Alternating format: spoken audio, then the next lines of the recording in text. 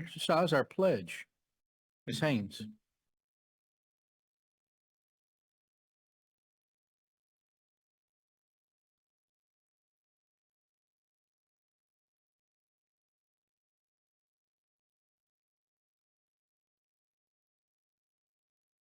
Let's try that again. Thank you. My name is Holly Haynes. I'm the principal at Pester, and I would like to introduce the McNeil siblings tonight. We have Griffith in 4th grade at Pester, Callie in 3rd grade, and Quinn in 2nd grade, and this is their last year to all be together at Pester, so we wanted to bring them together for the pledges. Mr. Griffith loves baseball, as you can see. He came straight from practice tonight, and golf, and he loves our Pester community. He said someone will always ask someone to play if they see him on the buddy bench. And he wouldn't really change anything about Pester. I always like to ask that question.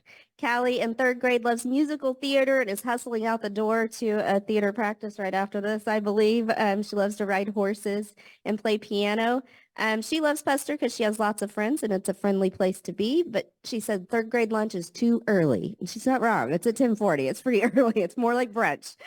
And then Quinn in 2nd grade loves doing gymnastics flips, right? And she said at Pester, she gets to be at school and learn and play with her friends. But if she could change anything, it would be to have Miss Haynes draw the You've Been Spotted drawings every day on the announcements, not just on Fridays, right? Okay. And with that, we will stand for the pledges.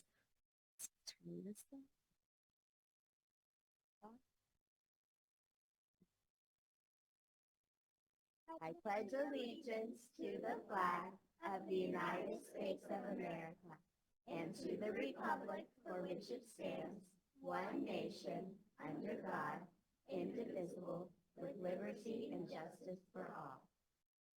Honor the Texas flag. I pledge allegiance to thee, Texas, one state under God, one and indivisible. Oh, thanks to great. Yeah, go on up.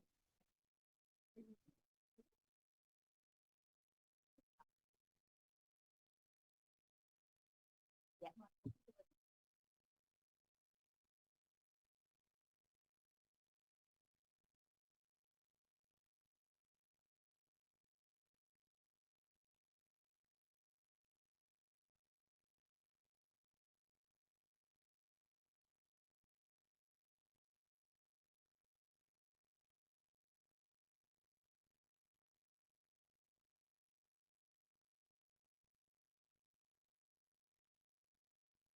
All right. Thank you so much for that. Next up tonight is recognitions. Dr. Zambezi. Members of the board, Superintendent Cordell, good evening. Thank you so much for having us tonight. I have the honor of introducing some of our state recipients, and the first group that we're going to start with is State Band. And so I would like to introduce our interim band director, Miss Marty Ball.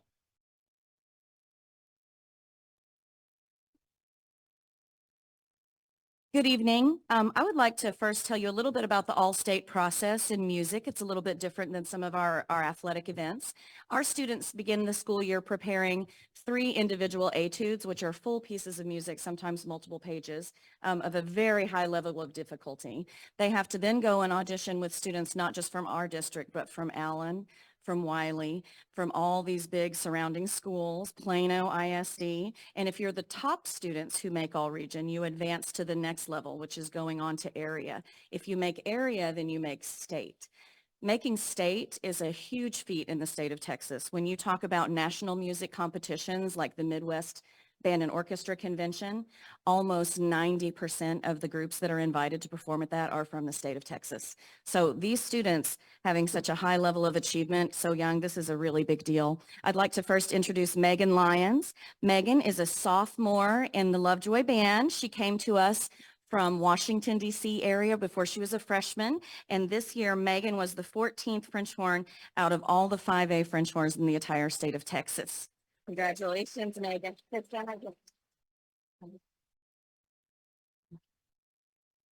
Next, I'd like to recognize Max Ratliff. Max would come on up. I first met Max when he was in the 7th grade and joined us here in Lovejoy. Max is a second-year sophomore All-State member. So Max made All-State as a freshman in high school and again this year as a sophomore, and he was the 3rd overall 5A percussionist in the entire state of Texas.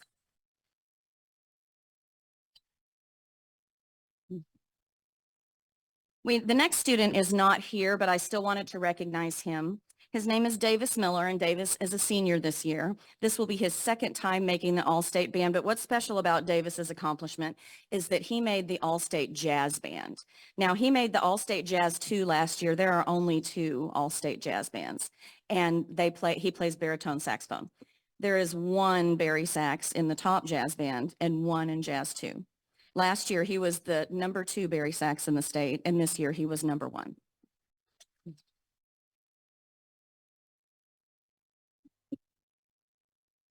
And last but certainly not least, I'd like to introduce senior Reagan Wagner. Reagan is a 4-year All-Stater.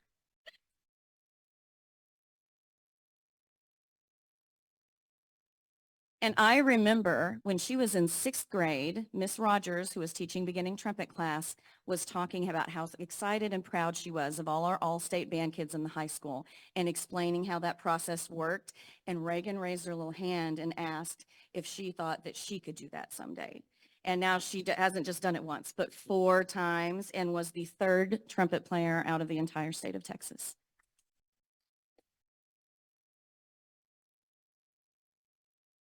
Okay.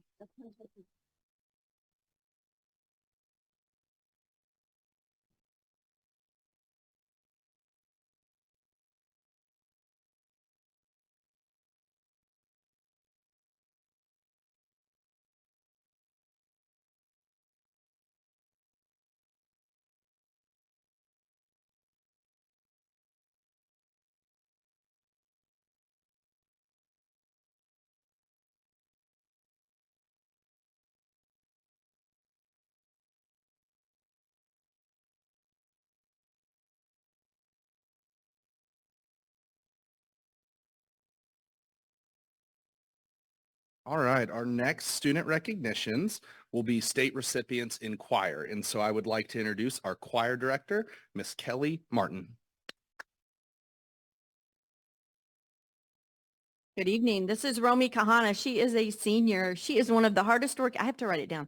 She is one of the hardest working people I've ever met.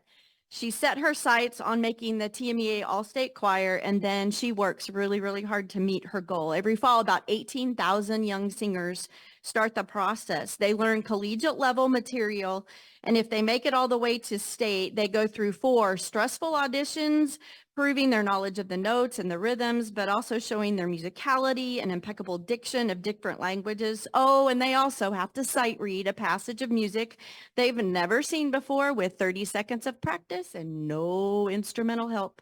It's a pretty stressful thing. It takes a lot of dedication and consistent practice. Romy spent her summer learning and practicing and perfecting the music that she was slated to sing this year for the auditions. She would come and say, "Can I sing for you, Mrs. Martin?" And I'd say, "Sure." And I'd struggle to find something for her to work on. She was so very, very well prepared. One of my favorite memories about this year is we were at the second audition, and she happened to mention to me that she had never beat her rival Allen High School soprano 1.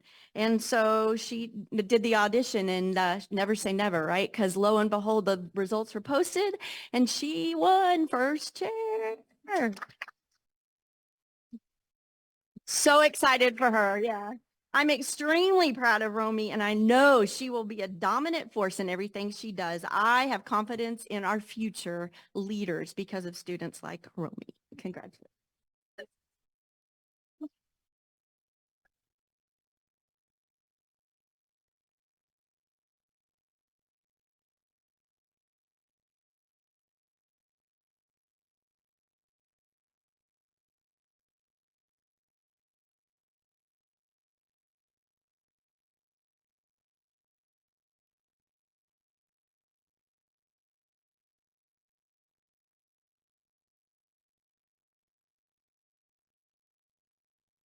All right, and our final group of the evening is a group that cheers for us all year. So we will be recognizing them. I actually had the opportunity to go down to UIL in Fort Worth. And if you've never done that, that's an experience with UIL State Cheer. And they did an amazing job. And so tonight we have our two assistants with us, Sarah Caban and Michelle McClellan. And I would like to introduce our head coach who has 30 years of cheer experience and 7 at Lovejoy High School. I'd like to introduce Coach Shelley Wiggins.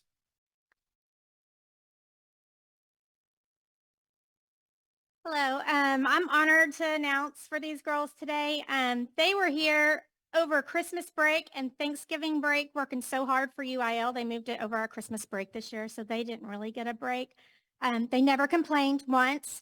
They were there excited and ready to go every day, which is very unique. I mean, that doesn't happen every year. Usually I'm begging them to come to practice, but this group was very different this year.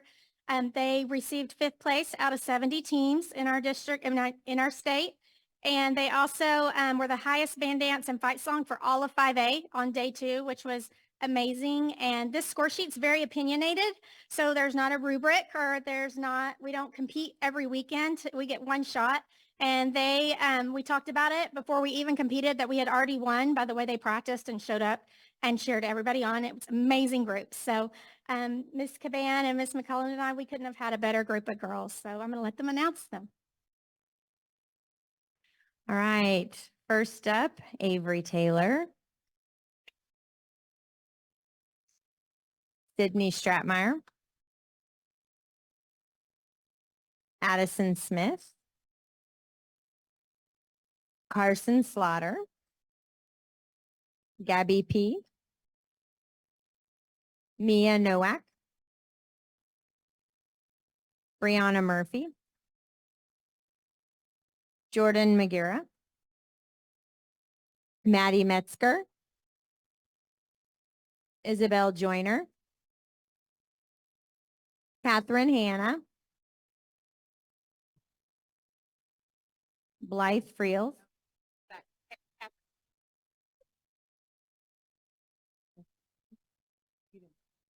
Abby Fluker.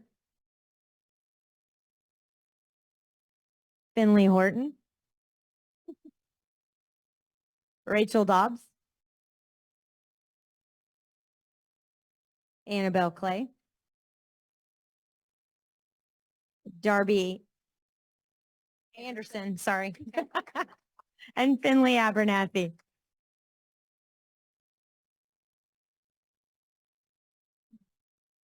We had a few that couldn't make it tonight due to practices, prior commitments and such, but this is most of them.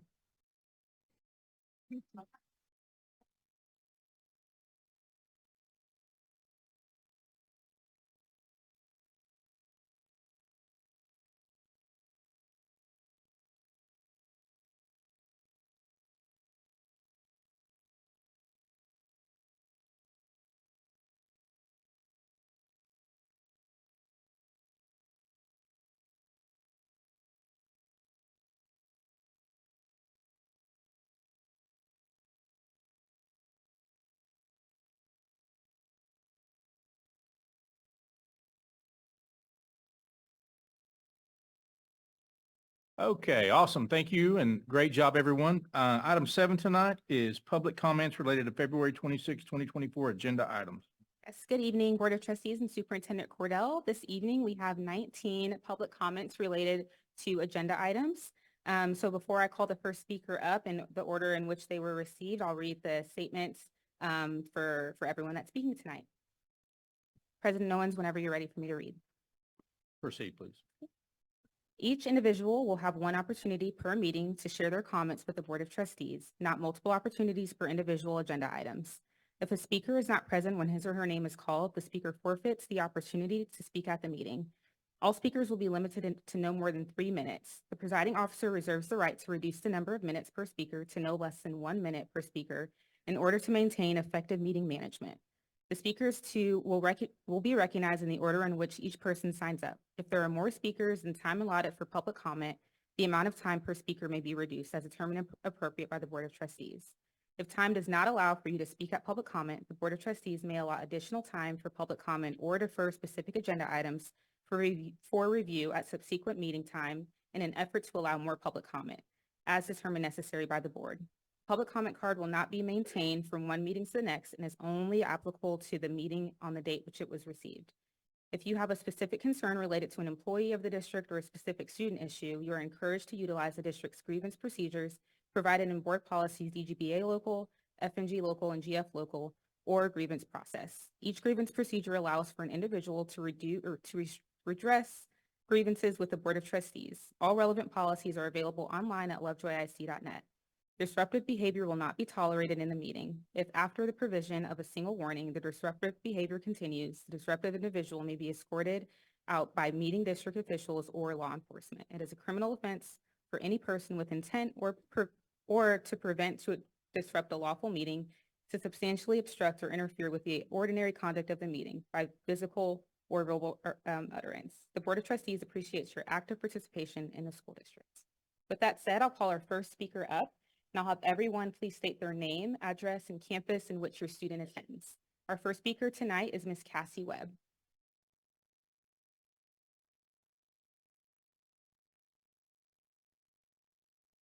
Ms. Webb, can you please state your name and address and where your students attend the district?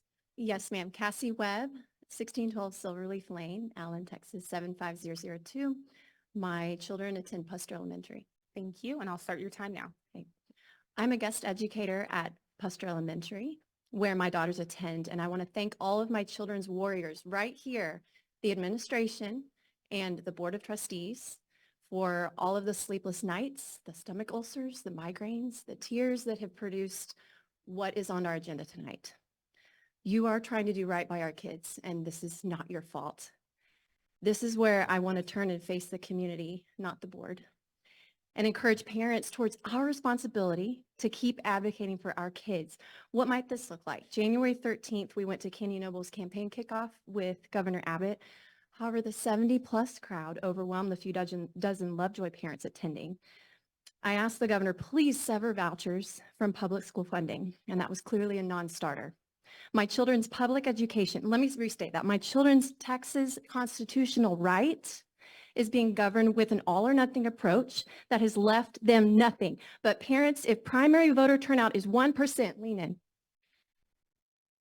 We haven't, or have we, elected these legislators? Additionally, have we let a demographic without students at Lovejoy do the voting for us? Because voters between 30 and 49, that's parents' age, make up 11% of the vote. Pitiful.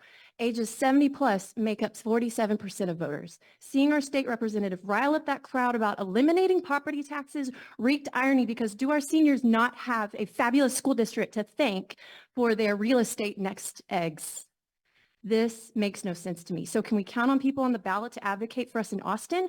Our state senator sponsored student transfer bills that were a calculated affront to Lovejoy. This senator is running unopposed in the primary. Our state representative does have an opponent in this primary, but his ads look like National Enquirer headlines. Oh my goodness. I've got 2 points here. First, parents, we've got to get more involved in democracy. Research the candidates, go vote. Second, to those that have gotten involved, thank you so much. It seems that our elected officials in Austin are not interested in representing Lovejoy parents. Therefore, we need to tap Lovejoy community members for state office in 2026. Maybe this person is you, maybe this person is me. I'm kind of thinking it's you. But I dare you to call me naive for believing knocking on doors will defeat the Moneyball political machine, okay? People ultimately win office for one reason only, a simple majority of votes, period. It all feels like a political civil war, but I refuse to believe our effort has been in vain. We can still cling to Lincoln's poignant words spoken at a poignant time, that government of the people, by the people, for the people shall not perish from the earth.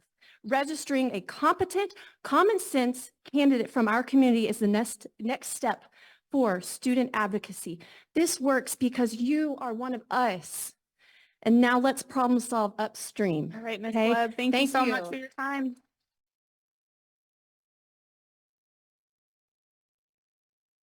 All right, our next public comment is Summer Mcall. Summer Mcall.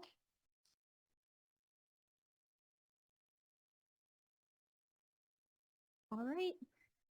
Hi, my name is Summer Mcall. I live at 980 Scarlet Drive.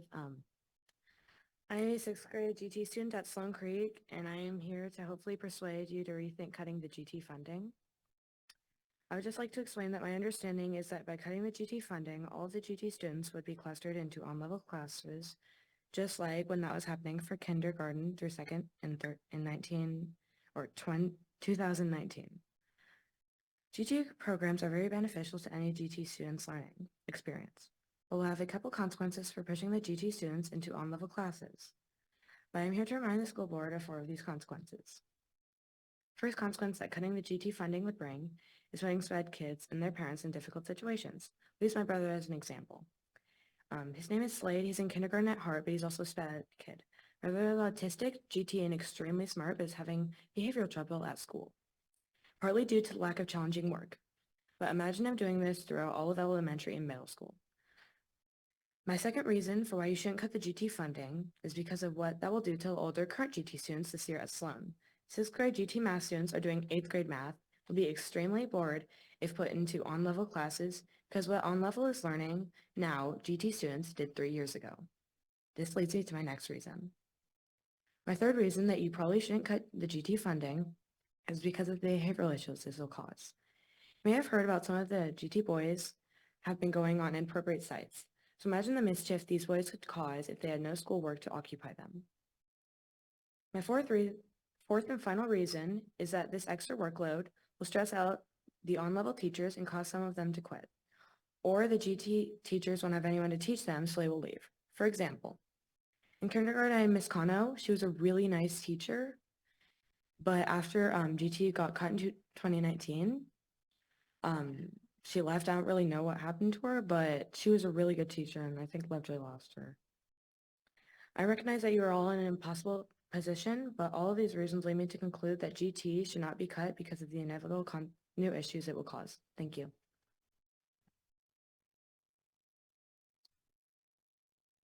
All right, our next public comment is Miss Jill Latour. I got that. And Ms. Latour, if you could please state your name, address, and the campuses your students attend. Yes, I'm Jill Latour. I live at 1171 Red Oak Trail in Fairview, Texas, 75069. I have 2 children at Lovejoy High and then 1 at Willow Springs. Awesome, I'll start your time now. Okay. And we've been here since the junior was in kindergarten. So we've been here their whole career, educational career. And I'm actually here on behalf of my daughter. My kids all actually wanted to be here tonight, but they're all doing the things that they do that this district has allowed them the opportunities to do. So I am here to read my daughter Ava Latour's letter to you all. I am writing to express my strong support. Excuse me, I'm a little emotional. Support for maintaining both the GT program and the current 8-period schedule at Lovejoy. I'm currently a sophomore who has benefited greatly from the GT program since 4th grade. Well, since kinder actually, but since 4th grade as well as been a dedicated member of orchestra since 6th grade. I believe that these programs are valuable to our school community and should be preserved as they are. The GT program has played a crucial role in my academic and personal growth by providing me with challenging coursework, opportunities for creative and critical thinking, and a supportive community of like-minded peers. Through GT, I have been able to explore my interests in depth and develop important skills such as researching and presenting. I firmly believe that leaving the GT program unchanged is essential for students like me who thrive on intellectual challenges and seek to reach their full potential.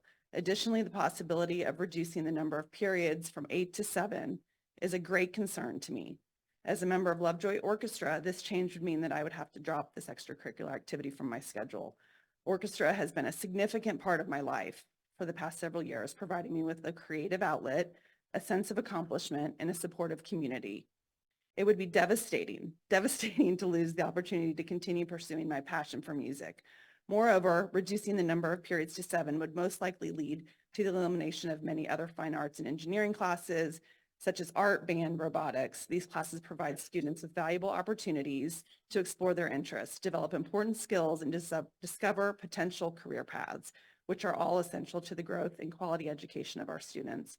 I understand the need to make difficult decisions, I think we all do, regarding budgeting, but I urge you to consider the long-term benefits of maintaining the GT program and the 8-period schedule as is. These programs are not just numbers on a budget sheet. They are vital components of our school's identity and mission to provide a well-rounded education for all students. I hope that you will prioritize the needs of students like me who rely on these programs to thrive academically and personally. Thank you for your time and consideration. Thank you. All right, our next public comment is Ms. Jill Lamping. Still here.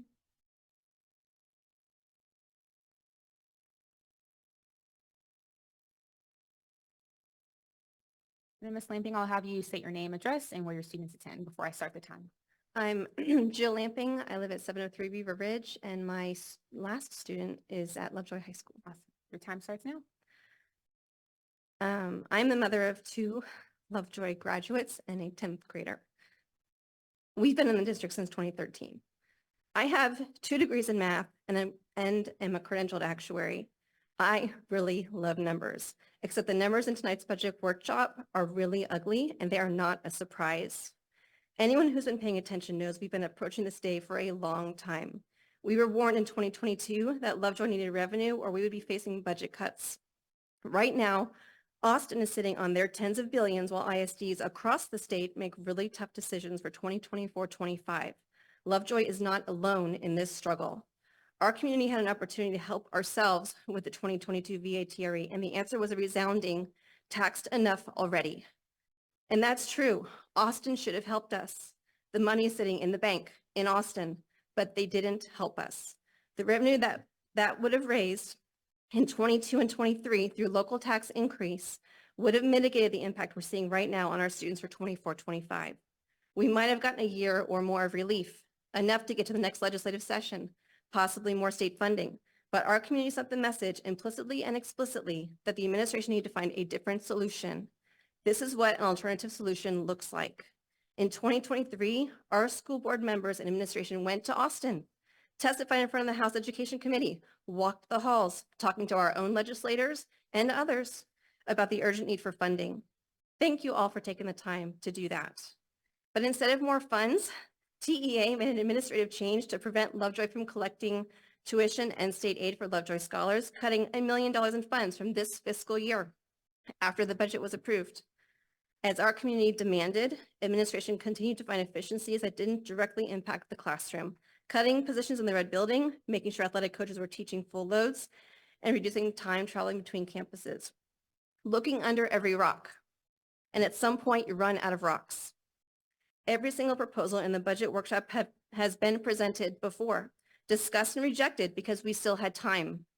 Our administration worked hard to avoid this day, and we're simply out of time. Without knowing what the legislature will do next session, we cannot wait for them to come to the rescue. We learned that lesson in 2023, and this is where we are. I am angry, frustrated, disappointed. But my biggest disappointment is that we collectively did not listen when we were warned about this very scenario a year and a half ago. We put our heads in the sand and defeated VATRE. The days when we can have 8-period days, smaller classes, no activity fees, and no new taxes are over in Lovejoy. And the voters chose no new taxes. All right, our next speaker is Ms. Melanie Dyra. And then please state your name, address, and where your students attended campus. Yeah, I'm Melanie Dykstra, and address is 1916 San Carlos Avenue. I have 3 boys in the district. I have 1 at Sloan Creek, 1 at Willow Springs, and 1 at the high school. And your time starts now. My name is Melanie Dykstra. As I mentioned, I know many of you personally, and I have a deep respect for everything that you do for our district. I know that you have a lot of sleepless nights these days and that everyone is in a really tough position. There isn't a whole lot of time for me to say everything that I would want to say, but I'll simply say this. In industry, you need to make sure that your core business is very strong before you begin diverting funds to additional areas of potential growth. With limited funds, we really need to get back to our primary business of doing core classes really, really well before we expand.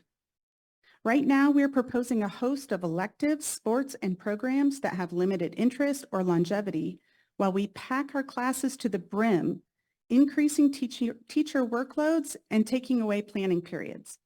Even in UIL sports, they require that students place academics before sports participation. Our priorities seem to be a little out of whack. Small class sizes and high-quality teaching should be the baseline for funding and an absolute necessity to create a legacy of excellence. Extracurricular activities and electives can be fortified after we have a strong school foundation. We need a massive paradigm shift in our current budget proposal and realize that we're prioritizing our side businesses instead of funding our core purpose properly. Please encourage the administration to go back to the drawing board with a new focus on our educational foundation. Thank you for your time. Our next speaker is Ms. Christy Forte. And then if you could please say your name. I'm Christy Forte. I live at 1814 Lorraine Avenue, and I have students at Lovejoy High School. Start your time now. I'm here to address the 8-period versus 7-period day, and primarily at the high school where I have 2 children, a junior and a sophomore. While some of you know me already, I want you to know I'm currently an officer on 5 PTO and Booster Club boards. I've completed the Leadership Lovejoy training, served on the Strategic Planning Committee. I've been to or watched many, many board meetings. I've helped Julie with her legislative testimony, and I am thankful for each of your service. Some of the language I've heard around electives makes them seem like kind of frivolous classes or unimportant. But in a 7-period day, 3 periods per year are available for electives, and fully half of those total of 12 elective periods will go to mandatory classes, like 2 years of foreign language, technology, PE, fine arts, health, and communications. So when the administration tells you that students will still be able to take both fine arts and athletics, it just isn't accurate. They'll have 6 periods, an average of 1.5 per year, to take things like fine arts, athletics, engineering, marketing, health sciences, and additional AP classes. This will impact our most exceptional performers the most, those who excel in both choir and theater, or both engineering and athletics. My students both already had to take classes in the summer to be able to fit in their mandatory requirements and the things that they are passionate about and excel at. This will have a dramatic impact on participation in our fine arts programs, as was demonstrated in the 2019-2020 school year when we tried the 7-period day at Willow Springs. Band and choir participation were both significantly impacted. The high school sent out a list of new class offerings today, which look amazing, but when will students take them? Some of them, including the manufacturing practicum my son was planning to take, it turns out are 2 periods long. How is a student supposed to take a 2-period elective in a 7-period day? Last year, we bent over backwards to change the calendar to retain teachers, but taking them from 2 planning periods to 1 is not pro-teacher. We are chipping away at the things that make Lovejoy exceptional. I am in favor of advanced planning and wise stewardship, but I believe taking these drastic steps when we still have a legislative session between now and the disaster is like amputating an arm before it's absolutely necessary. I'm pretty upset right now with the people who voted against the VATRE, and I will swallow activity fees, even though that will reduce the money going to booster clubs, every penny of which goes directly back into programs. But cutting back to a 7-period day hurts our teachers and hurts our students, and we cannot say with a straight face that they are our priorities if we make this decision now. The $844,000 saved with this change doesn't come close to solving our problems based on what's been presented, and could surely be covered by parents or companies willing to save these programs at least until we see what the legislature does. Thank you. Our next speaker is Vanessa Ogal. Vanessa? And I'll have you state your name, address, and where your students attend. Hi, my name is Vanessa Ogal. I live at 1480 Meanderia in Fairview. I have 2 daughters at Lovejoy High School. Awesome. Time starts now. So thank you again for your service here to all of us. And we know that you have an extraordinarily difficult set of circumstances in front of you. I ran a business in the community for over 20 years. I understand that difficult choices have to be made. Several of the moms here who've spoken have done a fabulous job of really pushing the basics. And the basics are we have to focus on our core business. And our core business is excellence in education. excellence in students, excellence in humans that come from these programs. I'm going to specifically talk today about the 7-period change to 7 periods, and also the difference and the impact that this has not only on all of our students, but especially on the increase in size in classrooms and what that will do to our ADHD students or students with special needs. I'm going to forego a whole bunch of words today that I could spout out quoting a lot of studies that I have.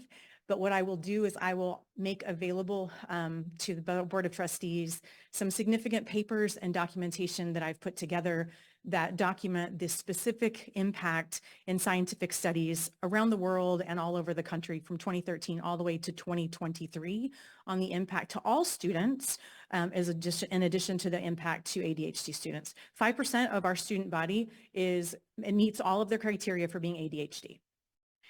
5.1 all the way up to 11.5% of our students display criteria in their behavior or their actions or their studies that are ADHD behavior, but they do not meet all of the criteria.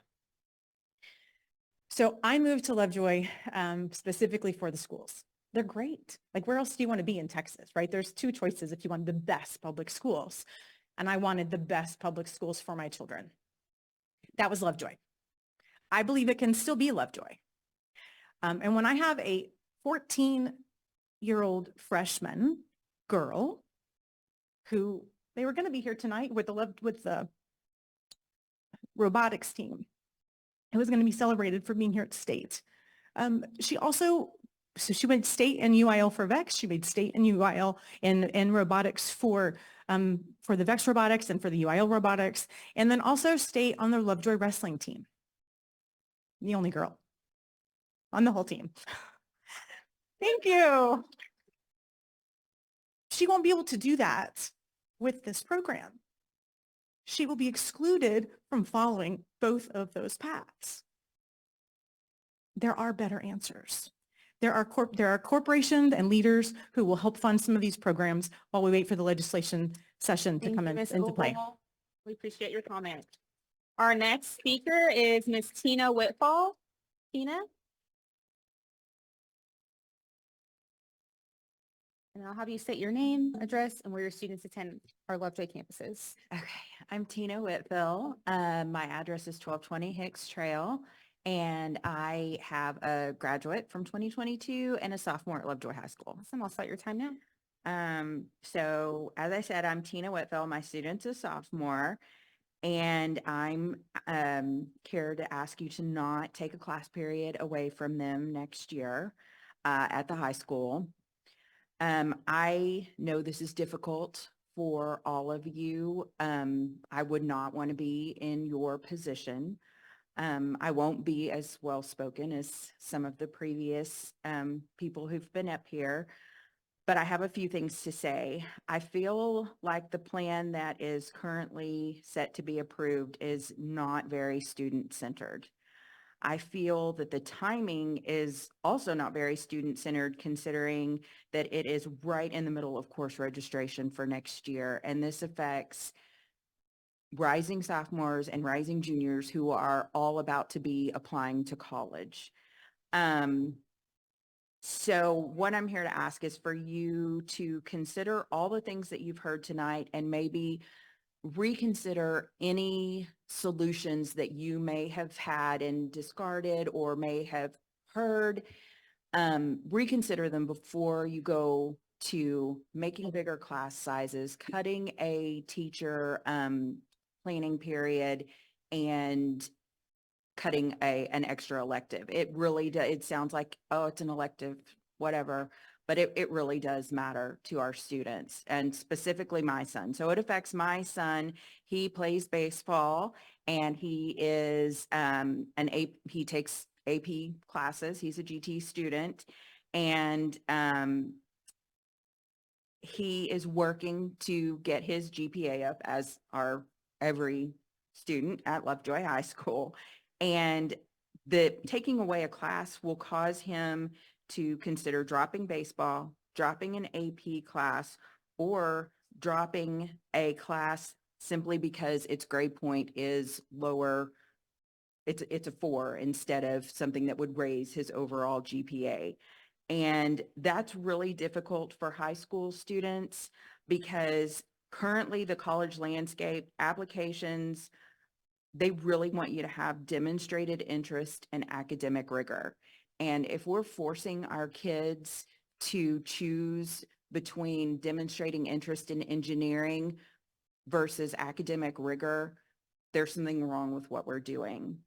So in my last 20 seconds, I am a solve it kind of person. So if you haven't already considered, please consider the following: possibly restructuring kindergarten to 5th grade into elementary and 6th to 8th in middle school. I don't know anything about how all that would work financially with the buildings, but Thank you so much for your public comment. We'll go Sure. on to our next speaker.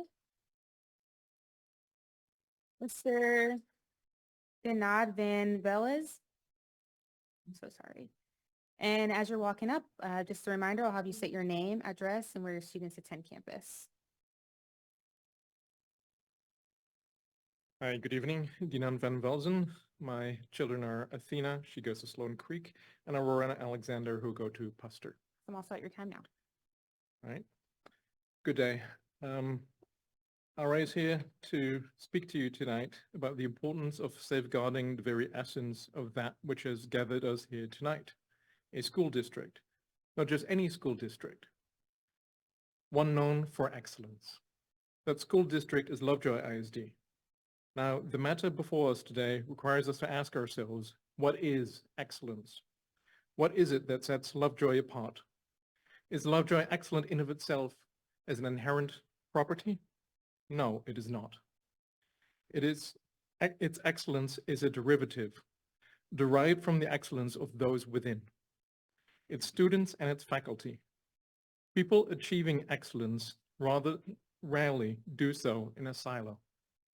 It is because of the support systems that enable them to be so, a well-nurtured progression.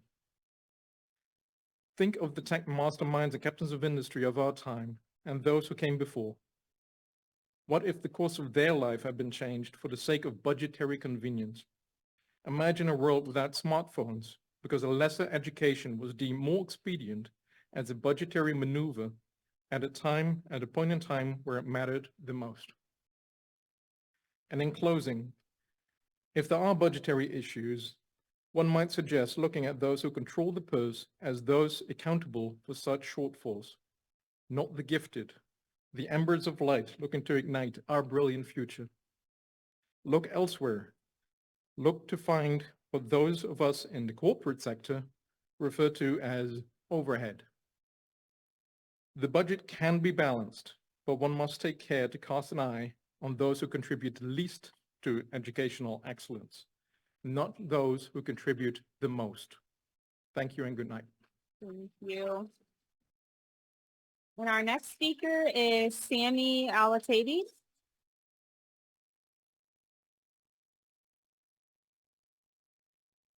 All right, Sammy, I'll go ahead and start your time now, okay? Hello, my name is Sammy Alabi, and I'm a 7th grader at Willow Springs. I want to share my opinion about a possible change from 8-period day to a 7-period day.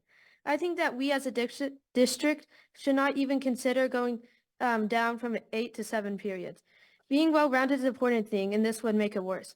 Having an 8-period day means more electives. People that want to exceed in many things need more electives. Hearing this from a student may change your perspective on this. Thank you. Thank you, Sammy. And then our next speaker is Adam Alabi. Alabi, thank you. All right. Adam, I'll go ahead and start your time now. Hello, my name is Adam Alabi, and I'm a 7th grader at Willow Springs. My opinion on the proposed cuts is that we should keep an 8-period day because we would have less opportunity to pursue a skill that we could use later in life as a job. I look forward to learning about topics that inspire me, but this would be less accessible in a 7-period day. Thank you.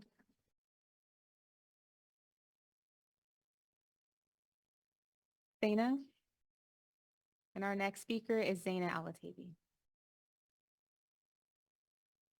Zana, I'll go ahead and start your time now.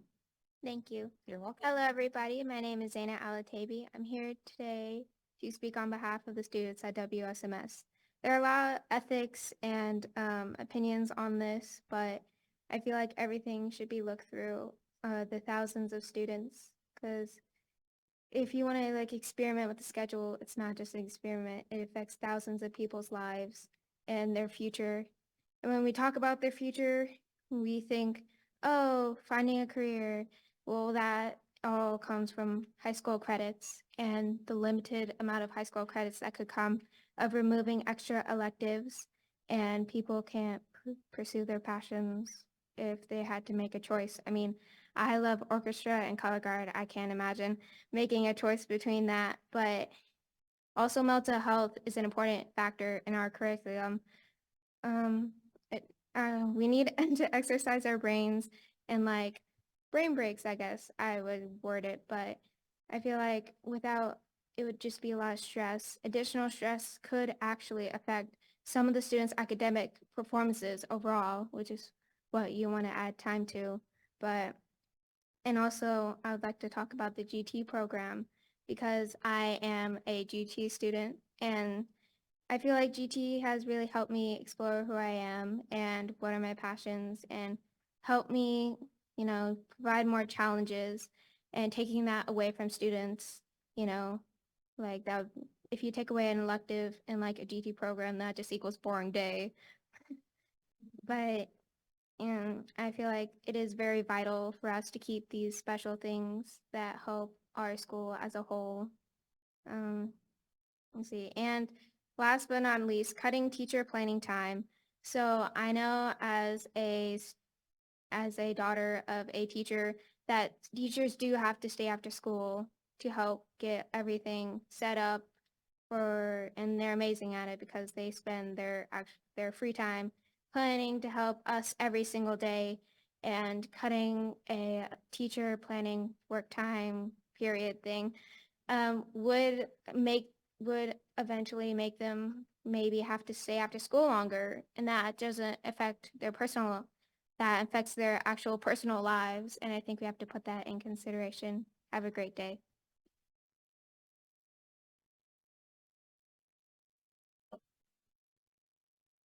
Thank you, Alabi family. Our next speaker is Kelly Sparks.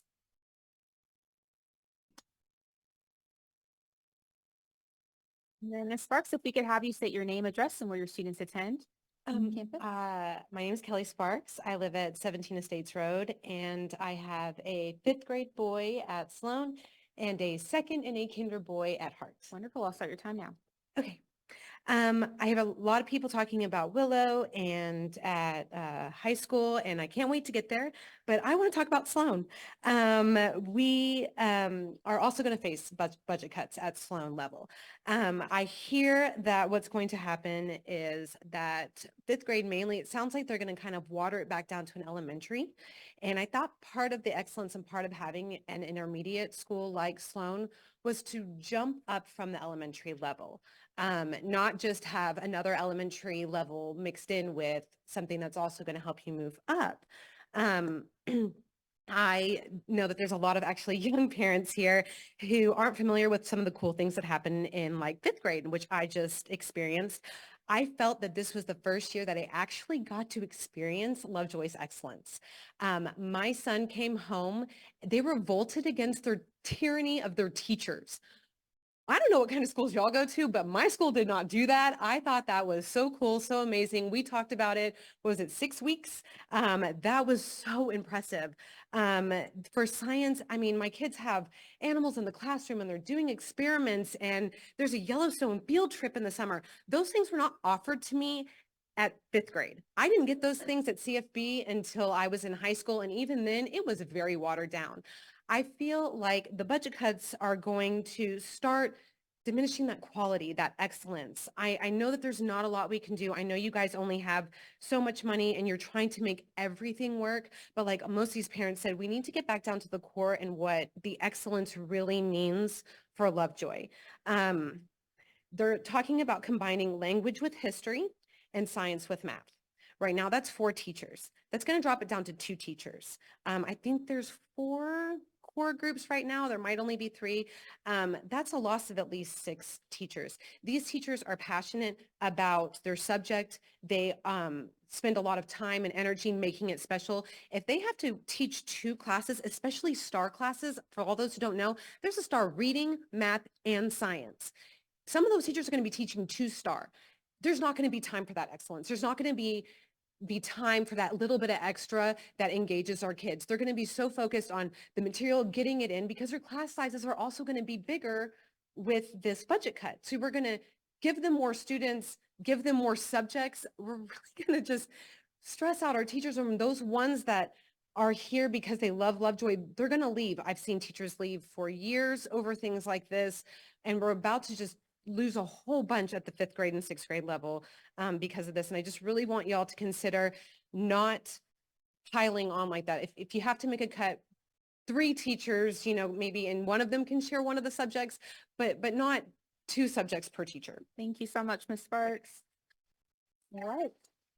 Our next speaker is Sinobert, and I'll have you state your name, address, and where your students attend.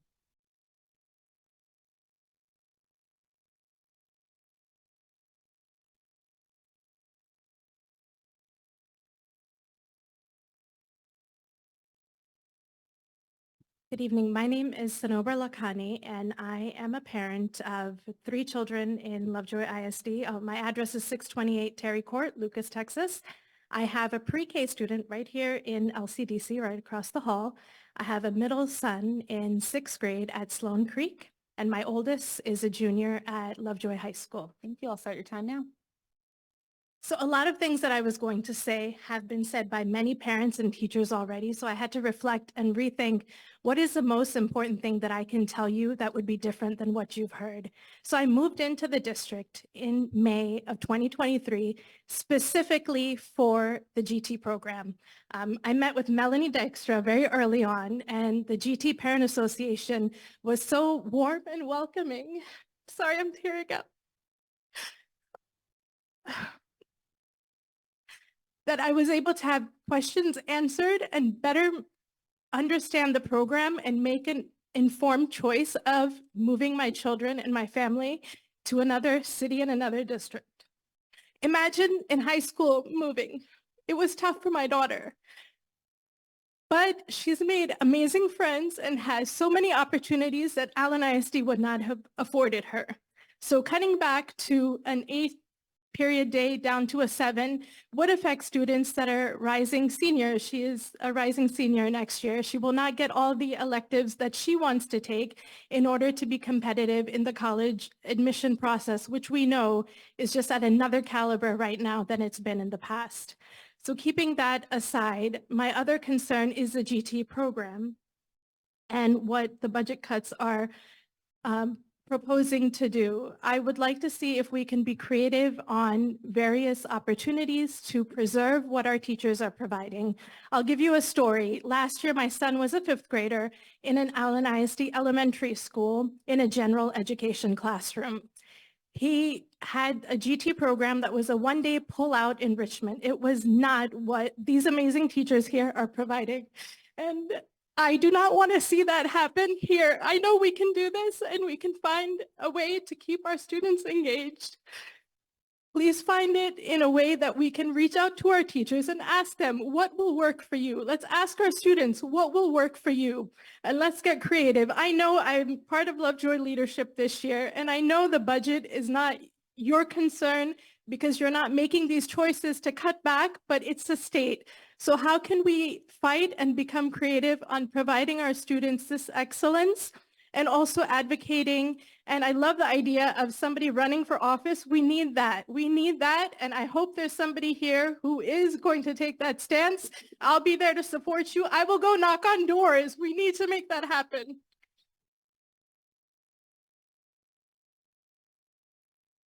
Thank you. All right. Our next speaker is Josh Wolde. Josh. And then Michelle, you're to follow. Okay, Josh, I'll go ahead and start your time now, okay? Hello, my name is Josh Willie. I'm here to express my concern about reducing the number of electives from 4 to 3. I'm currently a ninth grader at Lovejoy High School and I've attended all the schools from Little Leopards Preschool, Hart Elementary, Stone Creek, Willow Springs, and now Lovejoy High School. Please do not reduce the electives from 4 to 3. I'm considering a career in computer science or engineering. I've already selected my courses for sophomore year, and I'm required to take my second year of foreign language. That leaves me 3 available electives. I love band and have participated in it since 6th grade, so there's no way I'll give it up. I participated in our road class robotics program since 8th grade and had the amazing opportunity to compete at the regional championships this past weekend. It was an amazing experience. Lovejoy High School is sending 4 teams to the World Championships. I want to be on a team that goes to the World Championships next year, so there's no way that I'll give up robotics. This year, I'm taking AP Computer Science and plan to take Computer Science 3 next year and to continue pursuing a potential career as a software developer.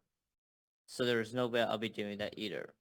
If you take away an elective, I will have to make an awful choice to give up either one of 2 amazing electives of band or robotics, or give up furthering my computer science education.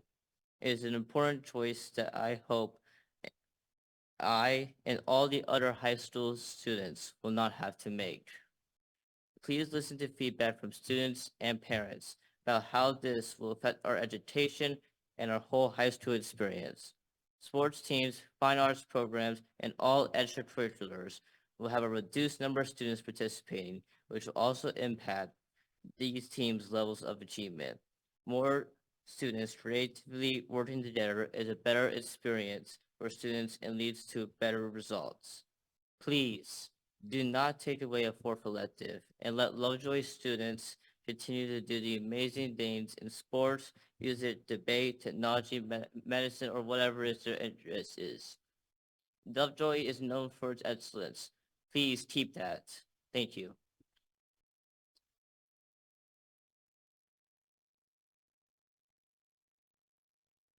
All right, Michelle, have you state your name, address, and where your students attend campus? Yes, my name is Michelle Wilde, 8 Estates Road. That's my amazing ninth grader. Go ahead and start your time now. Yeah. Good evening. I have a ninth grader, as you just heard. I'm here to express my concern about reducing the number of electives from 4 to 3. We have lived in Lovejoy for 22 years, and like the majority of us, what brought us here and keeps us here is the school district and the Lovejoy student experience. Through my involvement on PTO Council, the Strategic Planning Committee, the District Improvement Team, and leadership of Lovejoy, I had the opportunity to speak with Katie Cordell, her executive team, and the campus principals on a frequent basis. Many of them have 20 or 30 years of experience and have worked in multiple other school districts. One common theme I've heard from each of them is Lovejoy is special. Lovejoy is unique. Lovejoy is not like any place else I have worked, and we have a secret sauce. I think we can all agree with those sentiments. It's a special place, and that secret sauce is the unique blend of teachers, administrators, students, and highly engaged parents. A very important and unique element of Lovejoy is the variety of options available to high school students during their 4 critical years when they are trying to determine their path after high school. This is their time to try different courses and extracurriculars to see what really interests them. The ability for a student to take aerospace engineering or architecture or theater or tennis or robotics to see if it is something they would enjoy doing can literally alter the course of their life. We want each student to have that same opportunity. Taking away 25% of their electives will limit every student from so many possibilities they may never explore. Reducing from an 8-period day to a 7-period day would be catastrophic. In fact, it was catastrophic the last time the district did it in 2019. I can tell you that it severely impacted so many wonderful programs because students had to make very difficult choices to give up an elective that they truly love. It has taken years for these programs to rebound from the loss of so many amazing students participating, and we can't allow that to happen again. Another very negative result of reducing to a 7-period day is losing a daily teacher planning period, which will put added stress on teachers, impact their preparedness, impact the student experience, and lead to increased turnover. I recognize this is not a situation where the district admin has mismanaged budgets. I have participated in the Financial Sustainability Committee multiple times, and I truly appreciate all the tough decisions made over the years to prudent cost cutting and increased efficiency, but we're now faced with deeper cuts needed. The blame squarely falls on the state of Texas holding school funding and $37 billion in surplus hostage for their own political agendas, but we cannot allow the misguided political agendas of some in Austin to harm the Lovejoy experience for our students. I ask that you look for other solutions such as increased activity fees or other fees. I realize no one likes paying more fees, but it is a viable alternative for us to be able to continue offering the amazing electives and sports opportunities that we currently have.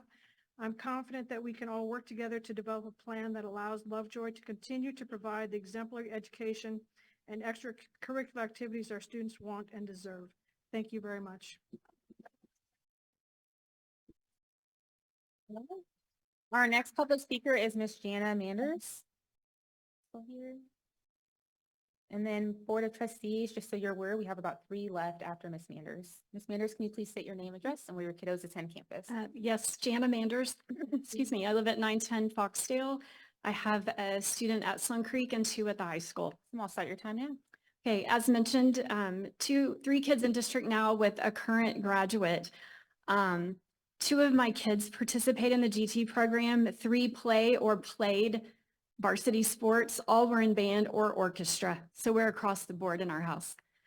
Thank you for the opportunity to share my thoughts on the direction of Lovejoy ISD. Let me begin by letting each of you know, however, how angry I am. Maybe it's misplaced anger. Maybe I should push my anger towards the bureaucrats in Austin that cannot seem to get it together or are too consumed with their own egotistical wants and not those of our constituents. I've called Angela Paxton, Candy Noble, and have emailed Greg Abbott multiple times. The responses I get, if I get one, are not satisfactory. Setting that aside, I'm frustrated with our administration and school board for what I feel is the continuous dumbing down and diluting of what was once an amazing top 5 out of 1,000 school districts in the state. We have a misplaced priority on athletics and a willingness to settle for mediocre academics. From changing the GT program at the elementary level to the point that it is nearly unrecognizable, all the way up to the high school, where there are instructors teaching AP level courses who do not know their subject matter. I understand there is a teacher shortage. I understand it's hard to find good teachers, but I also want to know if we are hiring teachers that can coach, or are we hiring coaches and hope and pray that they can teach? It seems that there has been a change in focus from being a preeminent academic district to being a competitive athletic district. While three of my 4 children have participated in varsity athletics, this was not the reason we chose Lovejoy. The reality is that almost none of our students will make their career in professional sports or in fine arts. Should we stop offering these? No, of course we shouldn't. But 99% of our students will need to make their living in business, academia, or trades. The focus on academics and high-quality teachers should trump investments in coaches who can teach. Teaching is hard. So instead of putting 26 10-year-olds in a classroom, as was the case for my youngest last year, I would rather shrink class sizes, reinstate GT programs, and pay for my high school students to participate in their chosen athletic or fine art activities so that we can have better and more qualified teachers. I believe there are ways to keep an 8-period day and maximize our dollars. Let's have parent volunteers in the cafeteria instead of paying people to work there. Let's have a transportation fee to get students to their competition, be it football, band, or the dance team. No one wants to pay to participate, but we are here to get the best education possible for our children. We can increase the fee for Lovejoy scholars back up to $10,000 rather than settle for the state allocation. If we are a top-notch district, families will pay as they have in the past. Fundamentally, most of our challenges are financial, so I will also call on parents to step up and contribute. Thank you, Ms. Sanders, for your time. I'm so sorry, but your time is up for this evening. Thank you.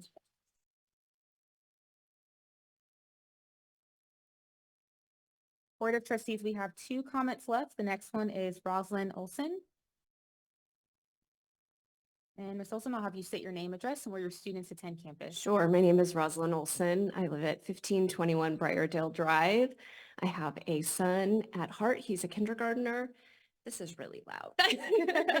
And I have twin daughters here at LCDC. Awesome. I'll start your time now. Thank you. I came primarily tonight to show my support for the board and the administration. You make very difficult decisions under the circumstances.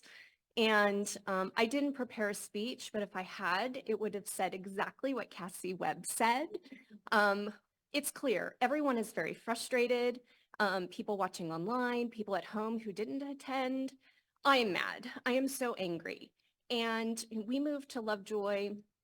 Sorry, my heart is beating out of my chest last year, and we were very excited. And now we're slowly coming to the realization that the excellence that we were looking forward to is possibly diminishing. And we need to channel our anger as teachers, as parents, as children. We need to fight. We have a big fight ahead of us. I don't know what the answers are, but I'm willing to participate, Cassie. I am willing to fight with you. And I want to encourage everyone in this room and everybody listening online to fight. We have to fight. I don't know what we're going to do, but we need to do something. And if anybody has answers or suggestions, I am a worker bee. I'm here for you. I will do the work. And that's all I can say. And we need to talk to other school districts, the PTOs at the other school districts. We need to reach out to them, and we need to form, groups of people who will go and fight and who will go on legislative days and knock on doors and walk the hallways. And even if we don't get anywhere, at least our voices are going to be heard. That's all I have to say.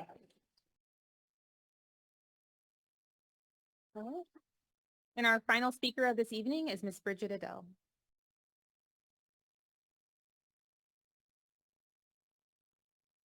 And I'll have you state your name, address, and where you're speaking from.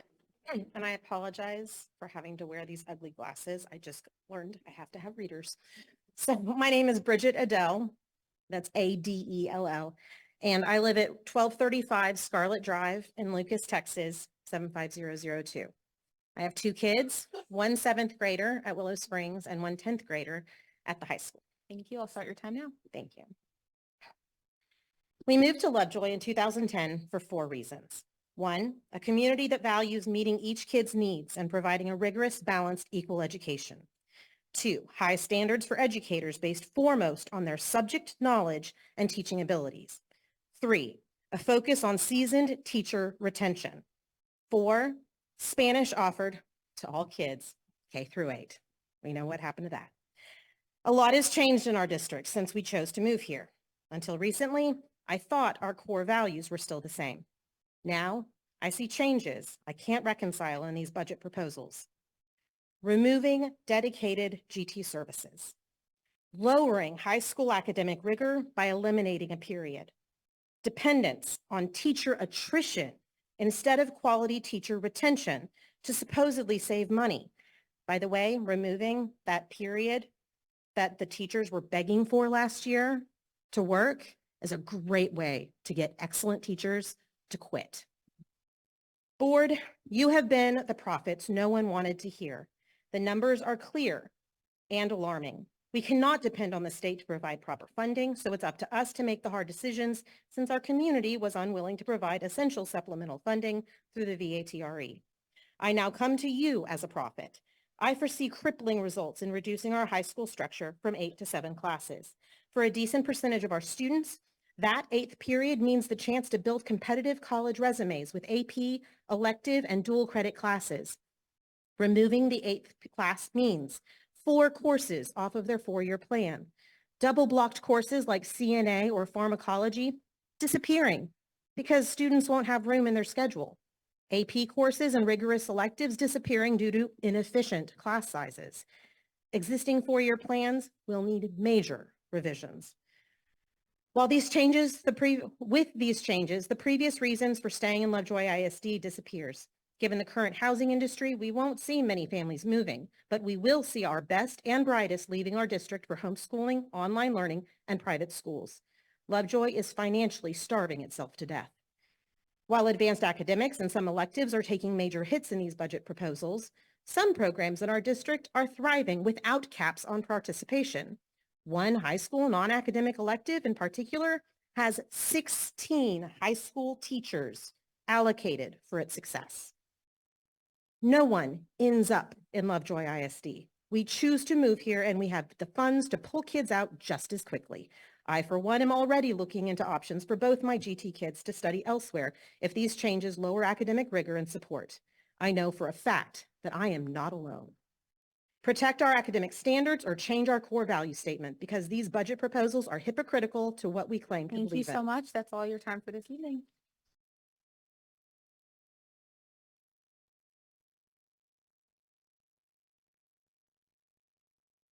President Owens, that's all the public comments for this evening regarding agenda items. Thank you for that. Sir. If you would, please join me for our invocation. Heavenly Father, thank you for this evening, and Lord, just be with us as we contemplate these decisions and we work together to find solutions. Lord, I ask for you to bless each of our families, those who spoke tonight, our children, our educators, and our administrators, and our board. Thank you. In Christ's name, amen. All right, notification items tonight, 9A, B, and C. You have that in your book. Item 10 is our consent agenda. And before we get going, I would like to get clarification on the TASB policy update 10B. Absolutely. Good evening, Board of Trustees and Superintendent Cordell. Again, just for clarification regarding the presentation I have pulled up in front of you regarding TASB policy numbered update 122. Update 122 was presented at the December 11th board meeting and is being brought forward for your consideration this evening. It's a part of your consent agenda. To clarify, at the December 11th presentation included policies listed here, and you'll see that two have been stricken out. And that was a part on my end, and that was a mistake. Those should not have been listed in the presentation, and they are not in your policy complete packet or your explanatory notes. Those were just for our view. So you will only be voting on the policies that are not stricken out for this evening. And if you need additional information, I'd be happy to answer any questions. Thank you. Absolutely. Or any additional questions regarding the consent agenda? If not, I'd consider a motion. So moved. To approve. So moved to approve the consent agenda. So moved, Amy Smith. Second. Marvin Bobo. All in favor? Aye. Opposed? Thank you.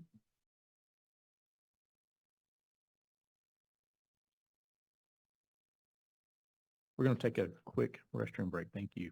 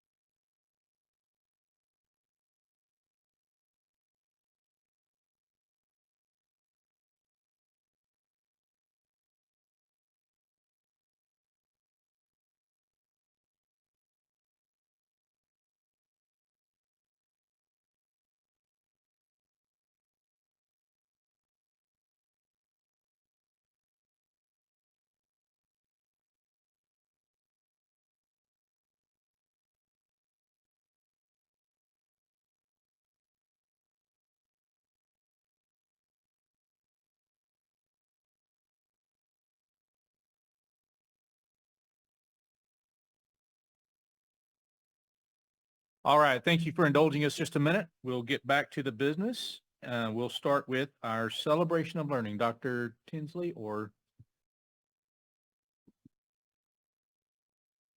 that. Thank you.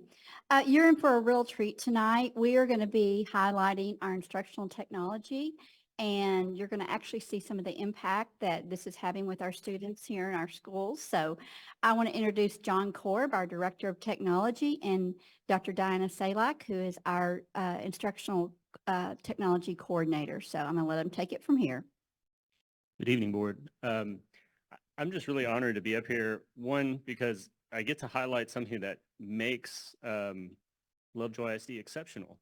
And me being part of the curriculum department and being wrapped in instruction, technology decisions wrapped in instructional decisions and instructional guidance is one of the things that sets us apart. When technology is purchased, when a decision is made around technology, it's driven by what's best for kids. So I'm glad that I get an opportunity to show that off, because in technology, a lot of times you get into budgets and you get into refresh cycles and you don't get to see that. So I'm excited about that. I wanted to lay a little foundation as to some of the driving force behind what you're going to see today. So the state changed the technology application TEKS in 2022. They made some adjustments. That is going to be adopted here coming next year, 24-25. What that means is vertical alignment with technology TEKS, but it also means every teacher has technology applications integrated in their classroom. So when a teacher turns in a lesson plan about their subjects, they're also turning in technology application TEKS that coincide with that English TEK that they're teaching, that science TEK that they're teaching.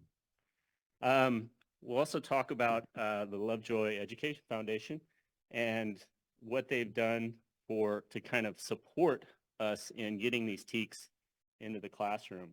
$90,000 worth of our grants in the 22-23 school year were focused on this technology integration. So the decisions around those grants and which ones were awarded were factored in. We were considering those in our decisions looking forward to the future. Speaking of the future, 23-24 school year, that's actually the school year, not the future. Teachers are required to include that technology mastery in when they're getting evaluated. So they're having to show that they're teaching kids how to master technology in the classroom as part of their evaluation. So all that's kind of factored into our decisions around technology and our decisions for instruction. And with that, I'm going to turn it over to Dr. Salak in just a second. We've got a lot of good stuff going in the classroom. You see some examples of here. Some of our Lego technology, our robotics kits that are moving in the classroom at the elementary level. These are all inventoried by our technology department. They're connected to our network by the technology department. And then Dr. Salak on the instructional technology side works with our teachers to make it happen. And I'm going to turn it over to her because she really makes the magic happen. I just make the technology work. Yeah, I get to do the fun part. I get to actually play with the robots and such. So I'm going to actually, while I am finishing up talking here, I'm going to ask our kiddos here from Willow to get set up, and Ms. Cermak's going to get them all started with this, and I'll tell you a little bit more about what they're doing.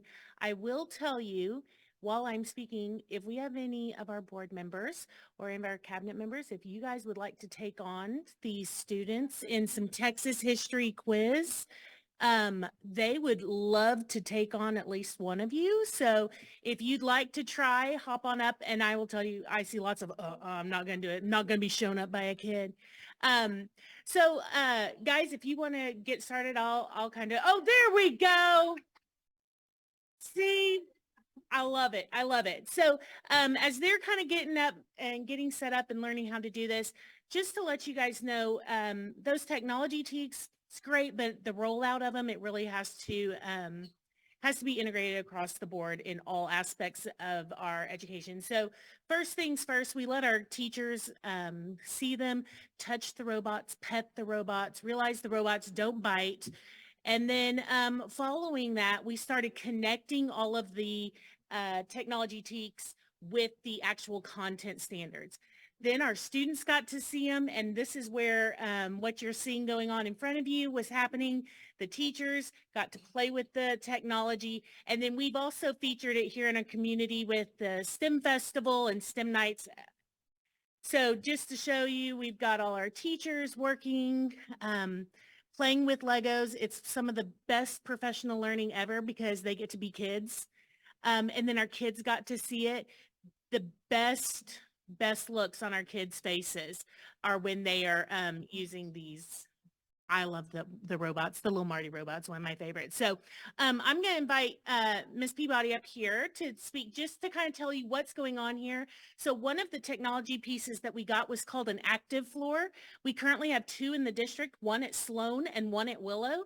And teachers can actually go in and build content lessons for kids to interact with their feet. So go right ahead. Hi, I'm Emily Peabody. I am a Texas history teacher at Willow Springs. And I want to first say thank you to my fabulous 7th grade students, Zana Alabi, Anders Bronson, Adeline Pickard, and Emmett Frost, who joined us tonight. What's that? You may need your voice. Oh, okay. So I want to thank my excellent students. I hope you heard me introduce them. They've bared with us tonight and they're here. So what you're watching happen is this is our end of first semester review for our exam that we took. I was able, with the help of our wonderful librarian, to put this into a game format. So instead of sitting in our classroom and reviewing with our review sheets, we took it a next level and we developed this game. And we integrated technology into our classroom. We had fun. Studies show retention rates are much higher when you're having a good time. I can tell you that my semester exams, these are all GT students you're seeing right now. Absolutely every one of them did a fabulous job on their end of the semester exam. And I give the integration of technology and the element of fun a lot of credit here. So they would join teams. They like to be boys against girls in this class. And we kind of have very even numbers, so it works out well. Oh, there's about to be a win that happens. I won't jinx it.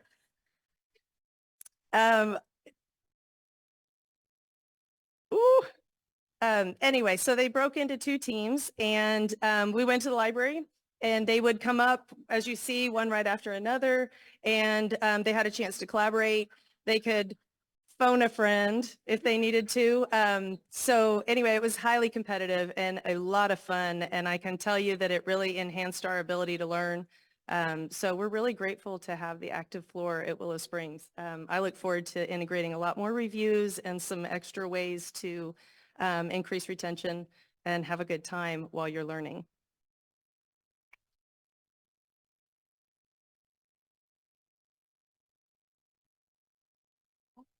Did you win? Nice job. I love an opportunity to show off my students. Awesome. Well, thank you. We just wanted to share that. Hopefully that was the funnest board meeting part of the whole night. So. Awesome. No, right. Great job. Great job. Yeah, y'all did awesome. You're wonderful.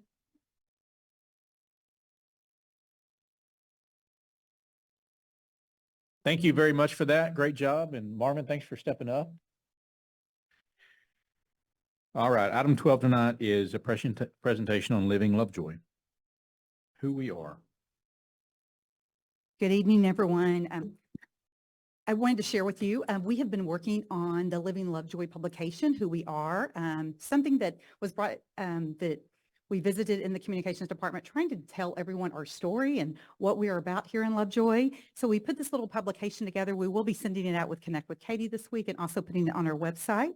I want to thank Kim Steiner because she was my right-hand person actually doing most of this as we go through. We wanted to point out a few things. It opens up like a magazine.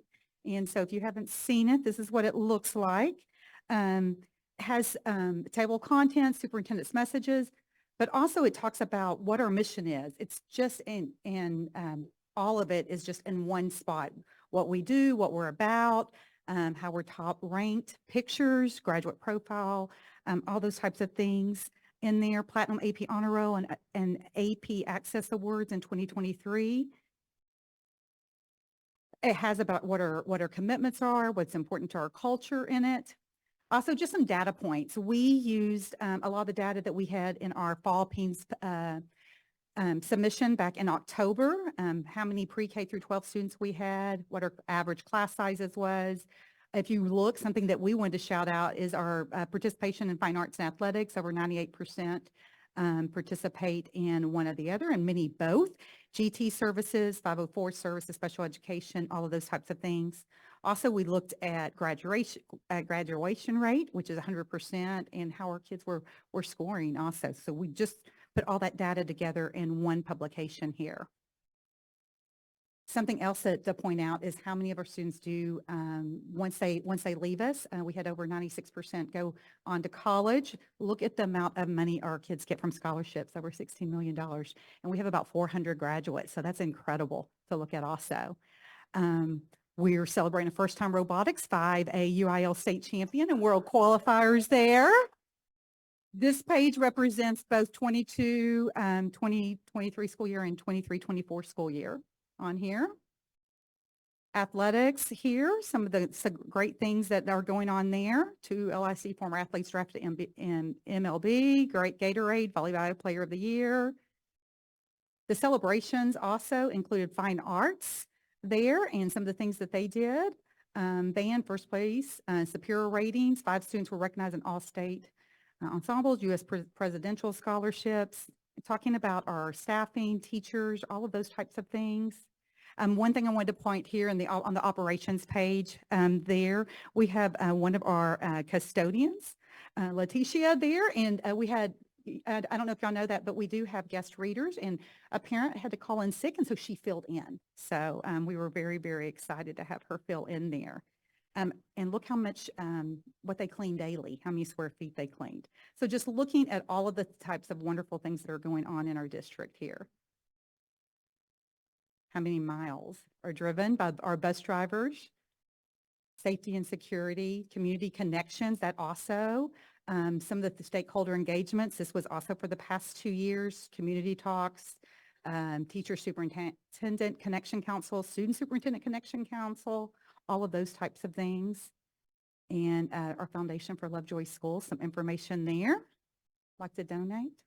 So we're very excited to share that with you, and we'll also be getting this out to our public.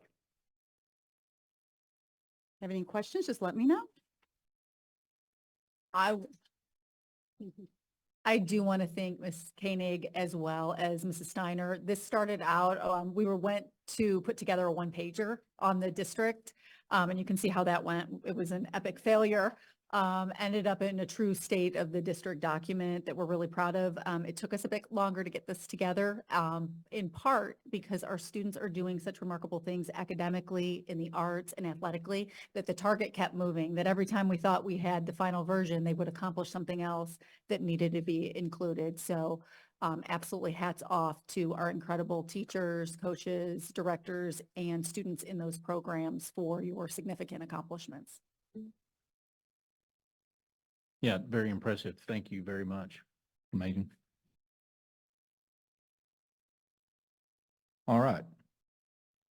Next up, item 13, consider an act on the use of bond funds. Mr. Willman and Mr. Percival.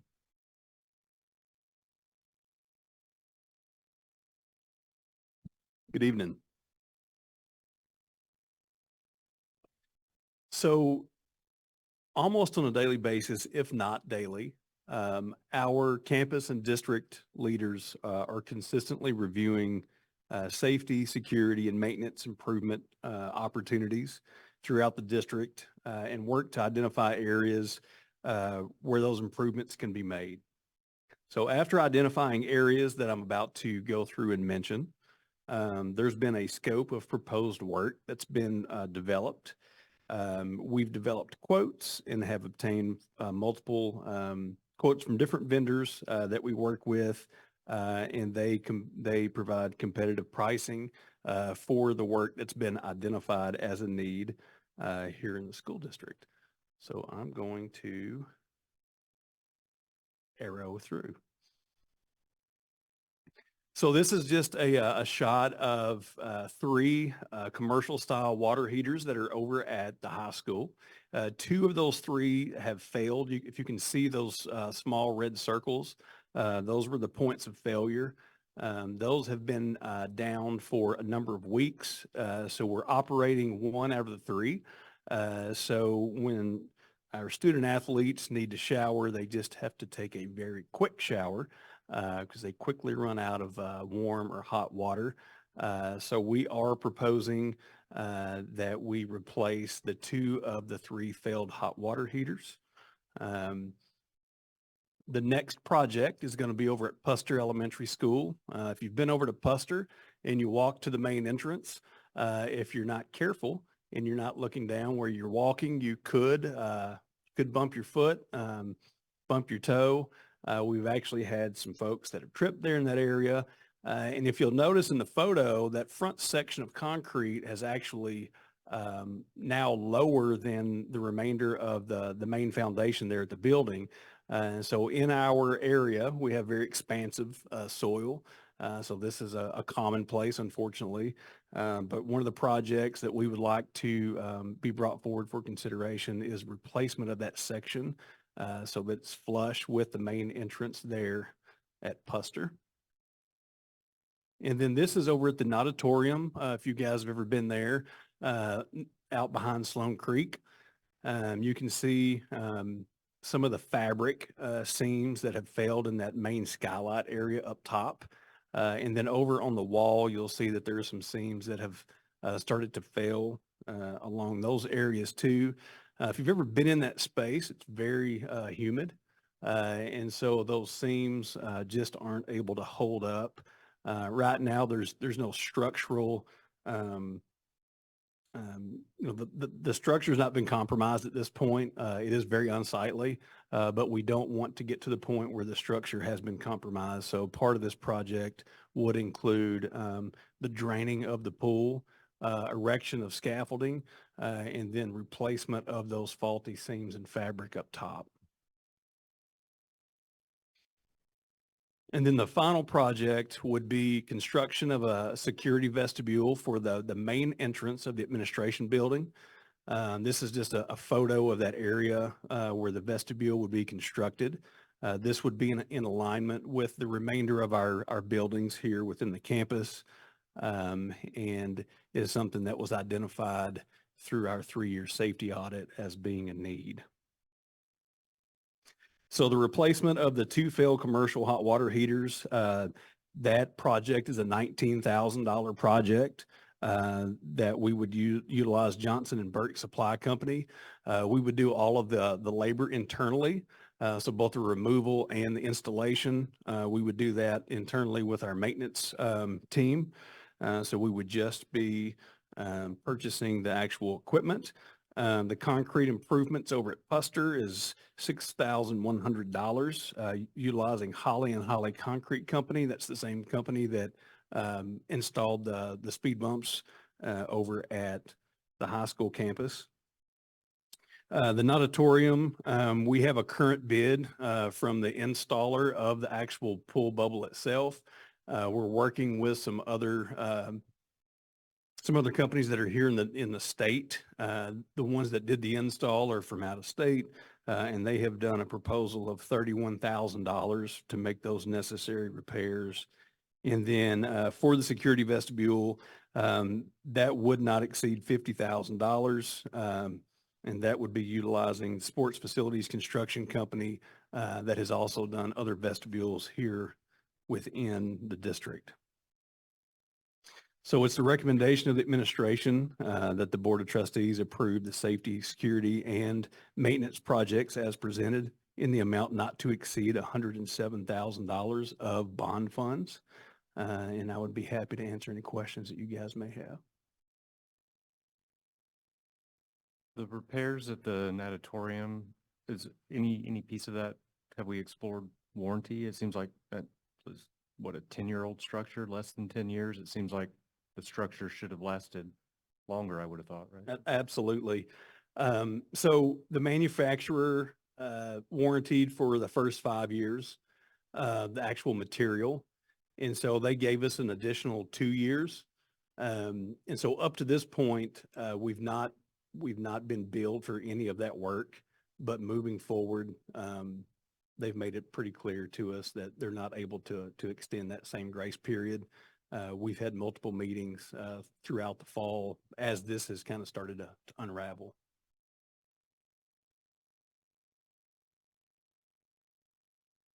Are we getting a quote to look at replacing the entire ceiling of it versus just do minor repairs? Because sometimes that'll cost more in the long run. Yeah, those will be one of the items that we look at through our capital planning process. That'll be one of the areas that we investigate.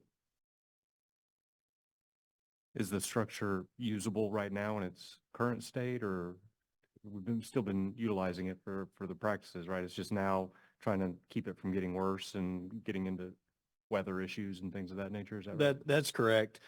So one of the things that really made me nervous back in January when we had the forecast for some frozen precipitation, that extra weight up there on the top center could cause it to compromise.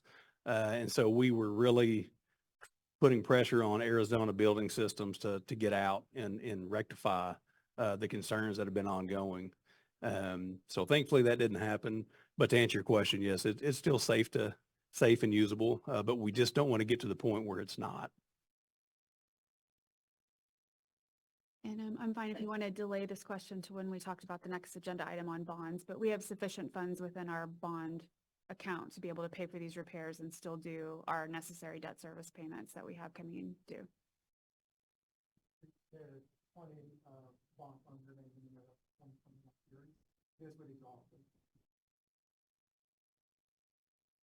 So these are the last projects we can think about before issuing the next tranche that is a future proposal. Okay.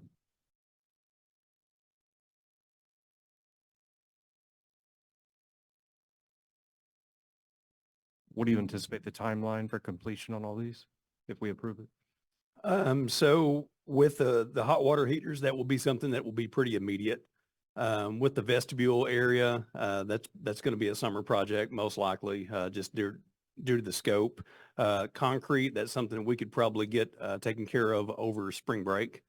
And so the bubble is definitely going to be a summer project because we're going to have to physically drain the pool completely down so that we can build the scaffolding up on the interior.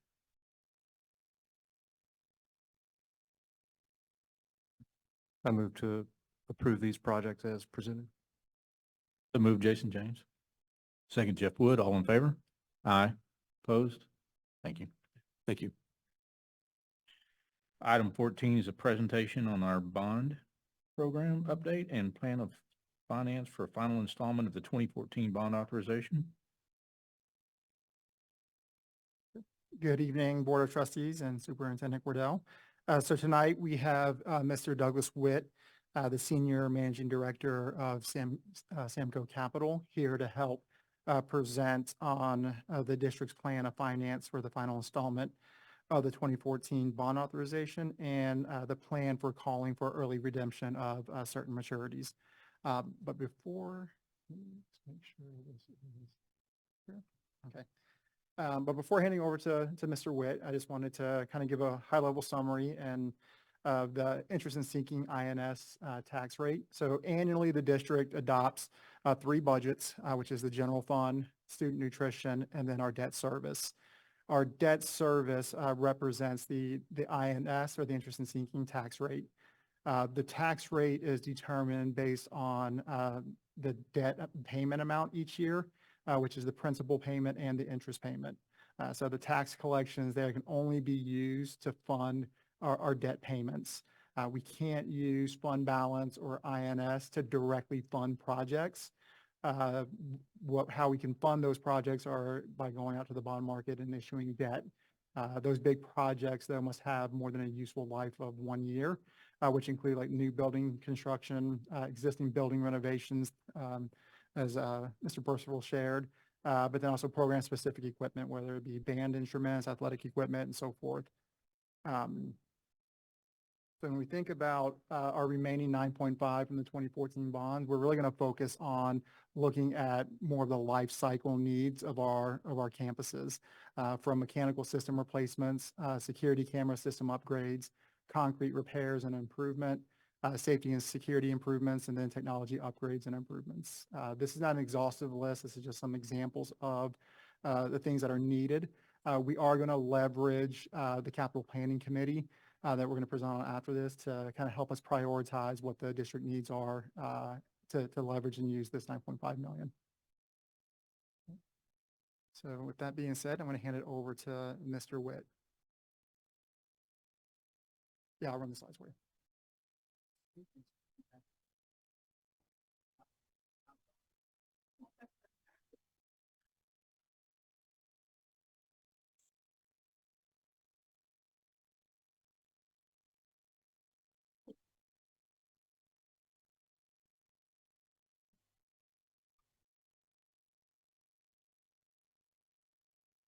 There we go. So what's on the screen there, is that better? Is the Bond Buyers Index of Municipal Bonds. It's a graph that you've seen from us before. It's a national index of interest rates. To make a long story short, the average runs across the middle at 4%. The high at the top of the graph is 6%, the low at 2%, and we're currently below average rates at 3.54%. So all in all, our bond market for school building bonds is functioning very well at slightly below average interest rates. The next slide tells the same story, except instead of being a national index, it's Texas school bond rates. So 5-year maturity, 2.7%, 30-year maturity at the bottom, 4.47%. So school building bonds generally are issued up to 30-year amortization. That would have a 20-year average life, and that's about a 4.15%, which again is slightly below historical averages. We're in a great position here in this community, just like our last bond sale and the one coming up. We are amortizing our bonds in a very fast and short fashion, certainly shorter than the average life of the assets that are being financed. And you can see there that that's at the 2.7, 2.8% range there on a yield to maturity basis. Here in your district, you enjoy very, very high credit quality ratings. We've talked about this in the past. The AAA rating at the top is based upon the Permanent School Fund Guarantee. There have been times when the Permanent School Fund Guarantee program has been on the sidelines, so to speak. That has been fixed, if you will, through federal legislation and federal rulings by the IRS. So we're back to AAA ratings for all of our bonds that we issue in the state of Texas. Your underlying credit ratings are in the AA category. That's a very high credit quality and a credit rating category for a district with this size of tax base, this size of population, and virtually no commercial development.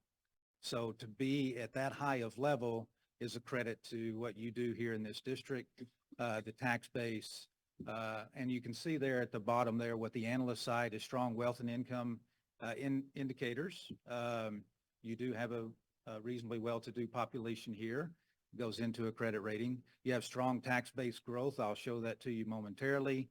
You've had historically stable financial profile and strong reserves. As you've had all the conversations, you're under challenges with respect to budgeting.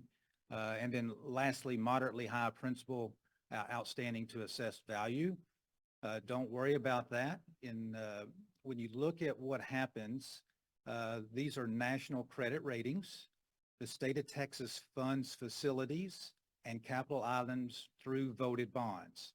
When you look at your budget for maintenance and operating, it's almost 80% for every school district in the state of Texas is dedicated to personnel and supplies and other operations. We fund capital items, facility improvements through voted bonds primarily, which is the dedicated INS tax rate that Thomas mentioned earlier.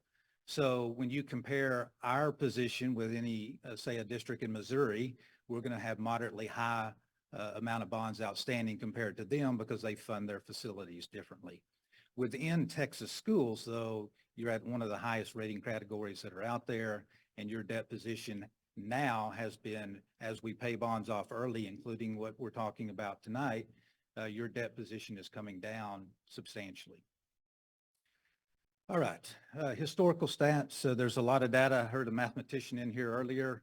I too like math. Not everybody does, but by the way, the presentation tonight is to give you a preview for what you will be taking action on next month. So it gives you plenty of time to digest what we're talking about today and see if you have any questions. So with that, the historical stats, you can see the growth of your taxable value. It was mentioned in the credit rating report. I can't see that far over there, and I can't read this one, so I'm going to go to the paper. So in 13-14, you were at $1.6 billion, and now today you're at $3.6 billion in taxable value. The growth amount is shown in column 3. Now, one thing to note on the numbers in red is that we had an increase in the homestead exemption. So were it not for the change in the homestead exemption, you would have grown at $300 million. With the homestead exemption, you're basically flat at $3.5 billion to $3.5 billion. But with that homestead exemption increase, our voted bond debt service model and our INS tax rate will have a hold harmless for that increased homestead exemption that now will be a factor in our bond modeling as we go forward. But again, steady growth in your taxable value. Columns 4, 5, and 6 are your historical tax rate, $1.06 on the maintenance and operating side.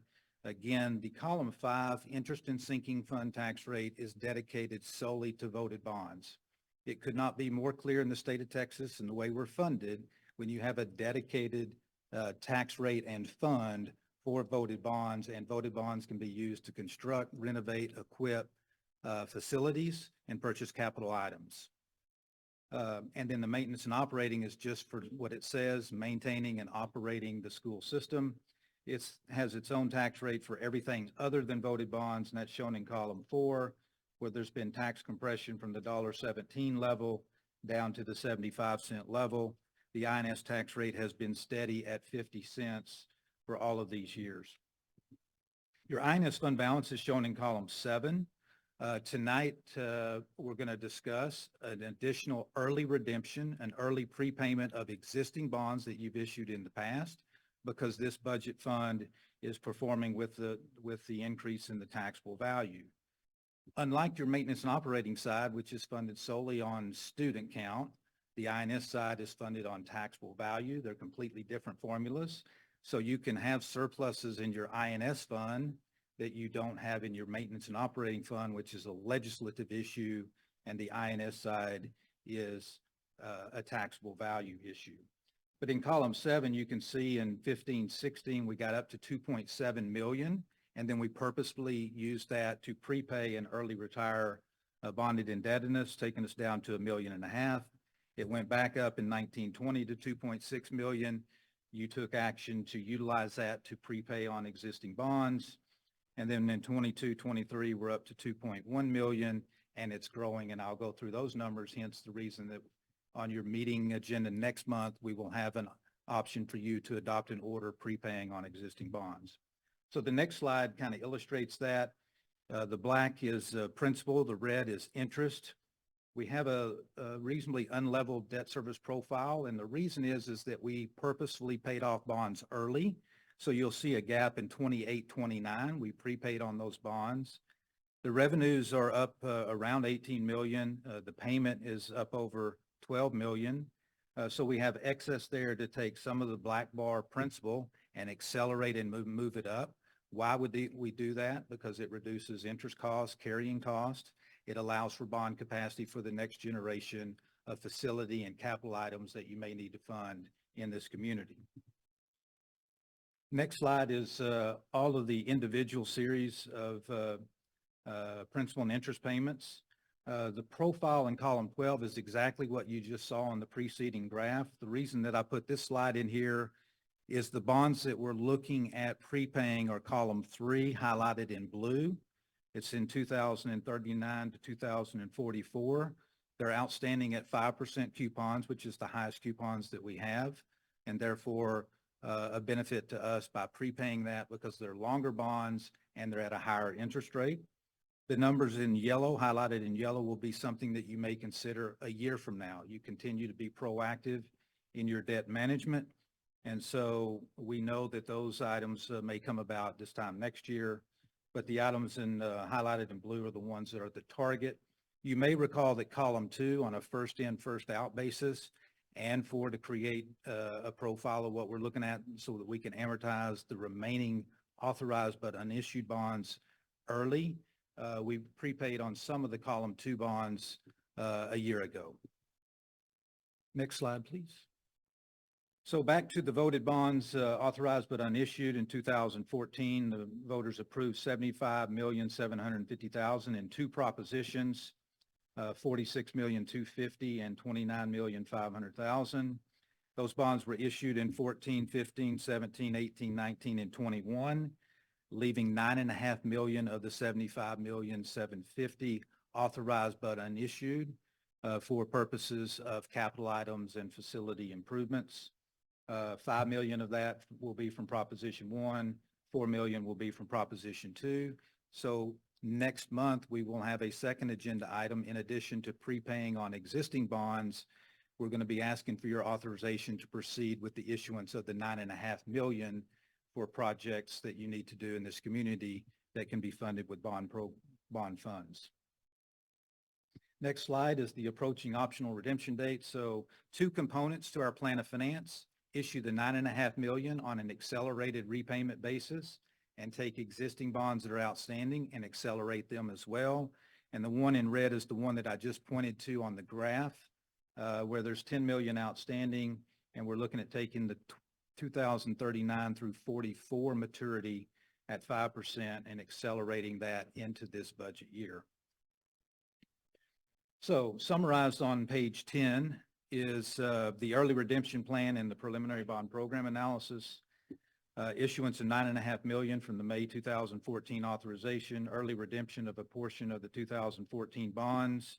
The redemption parameters are listed there. We're talking about paying off early 6.8 million of bonds. That's about a $5.9 million of interest cost savings on those bonds to do that.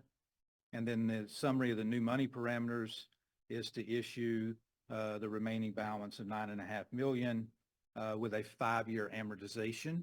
Again, that's accelerated for what our norm has been. When you were building new facilities and you were a growing district into that, and we had a very limited tax base, our assets were 40-plus year assets, including these new buildings. So we had 30-year amortization with an option to prepay in 10 years. You have proactively utilized that 10-year option to prepay. And now that we're at the end of the bond authorization, with the tax-based growth that we've had, we've been able to accelerate the new money issue amortization, creating future capacity for whenever your next generation of facility needs or facility improvements may come about. Next slide shows that graphically. So the columns in black there are your outstanding debt service profile that we just went through. The yellow column is the cash redemption amount in the 23-24 fiscal year for your INS budget, which is a segregated budget, and that's all that money can be used for, is to pay principal and interest. We don't have any other use for that money other than to pay on voted bonds. The only way the INS account can help the maintenance and operating account is items that are capital items that you fund with bonds, frees up the money on the maintenance and operating side, and you've done a remarkable job of that, including what we're talking about tonight and in the prior presentation and the one for the use of the 9.5 million. So with that, in 24-25, you'll see the orange bars. That's the amortization of the 9.5 million with accelerated payment in the first year, and then kind of a fill in the gap structure for the remaining orange bars, leveling off that debt service. And then the column in green is a preliminary surplus to your INS budget next year. But again, we will be talking next year about looking at prepaying on some of the other existing bonds, those highlighted in yellow columns that we talked about on that one chart. So this is an ongoing program. This year's plan of finance involves prepaying on the 6 million and issuing the 9.5 million. And it's, again, an ongoing basis, not a one and done. So if you do that, that will be the profile where you look at 26 and beyond, where you have fading debt service payments. That will be what you will be looking at when we start talking about any future bond authorization or future capital items that you may need. So with that, the last slide is the timing.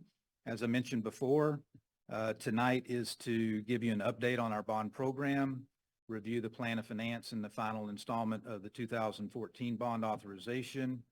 Next month on March 25th, you'll have two items, one for early redemption, one for authorizing the administration to proceed with the issuance of the $9.5 million.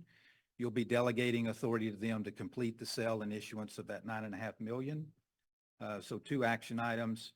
With that, we'll go back to the credit rating agents, talk to them about what our plan is here, what we're doing. They'll have plenty of questions about your budget as well and state funding. And then with that, we plan on entering the market mid-April. Once we enter the market, the documents have to go to the Attorney General's office for their review and approval. Takes roughly 3 or 4 weeks. So we set a closing date mid-May, and that's when the $9.5 million will come into your construction fund.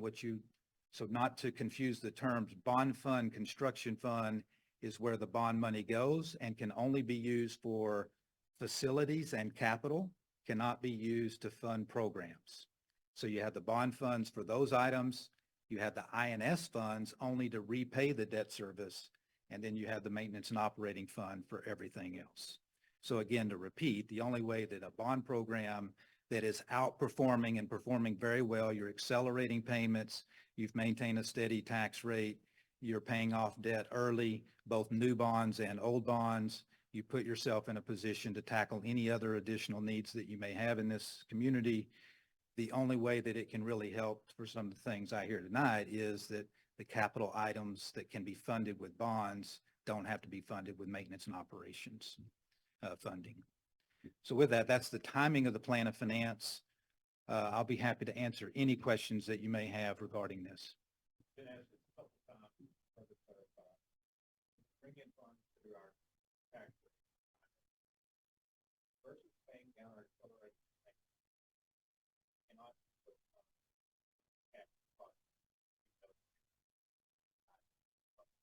That's correct. The INS funds can only be used to repay the issued bonds.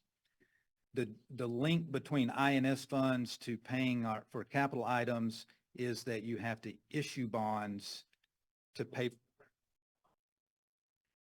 That's correct. That is correct. There's no direct link between the tax revenue and the purchase of capital or the renovation and repair of facilities. It has to go indirectly through tax collections to repay voted bonds. And you have $9.5 million of authorized but unissued bonds that will be on your agenda next month. This may be for you, Thomas, but so if we vote next month to issue the 9.5 million in the bonds and we get 3.5%, what interest rate are we getting on the construction fund interest? That's a great question. I want to say right about now, I think I'm seeing roughly 4% on the interest coming from the construction fund. So we have to be mindful of what is called arbitrage. So anything in excess and earning that we receive versus what we're paying in principal, we do have to pay back. Right, so we can't make money on arbitrage. You All the can, good stuff. so in this particular, well, it does. And it's in a 30+ year career, there's only been really 2 time periods in which we've had positive arbitrage, as it's called. So in this case, $9.5 million will meet a small issuer exemption. So we will be able to not only earn interest, but be able to keep interest as long as we spend the money within a 3-year period. The threshold for schools in the United States to be small issuer is 15 million for this purpose. They don't like, though, for us to take and issue 9.5 million, just stick it in the bank for 3 years and earn 5% on the money while we're paying 3.5%, because the federal government grants us the tax exempt status in order to get that discounted rate. But with that said, we are earning real money on our bond funds, our construction funds, even in a liquid environment, such as day in, day out liquidity of the investment types that we use in schools. Thank you. That bond buyers index that you quoted, is there like an average duration that's based on? Yeah, that's longer bonds. That's a 25 year duration of those bonds. That's correct. And it's literally a bundle of municipal bonds. It could be New York Port Authority and Cy-Fair ISD and, City of Just Chicago. Typical diversified index. Yeah, exactly. So I guess in the past, like a past issuance we did was a smaller amount of the 5 million. The 9.5 that we're proposing now to do the final issuance, is it because we anticipate having identified projects for all 9.5 is the idea? Okay.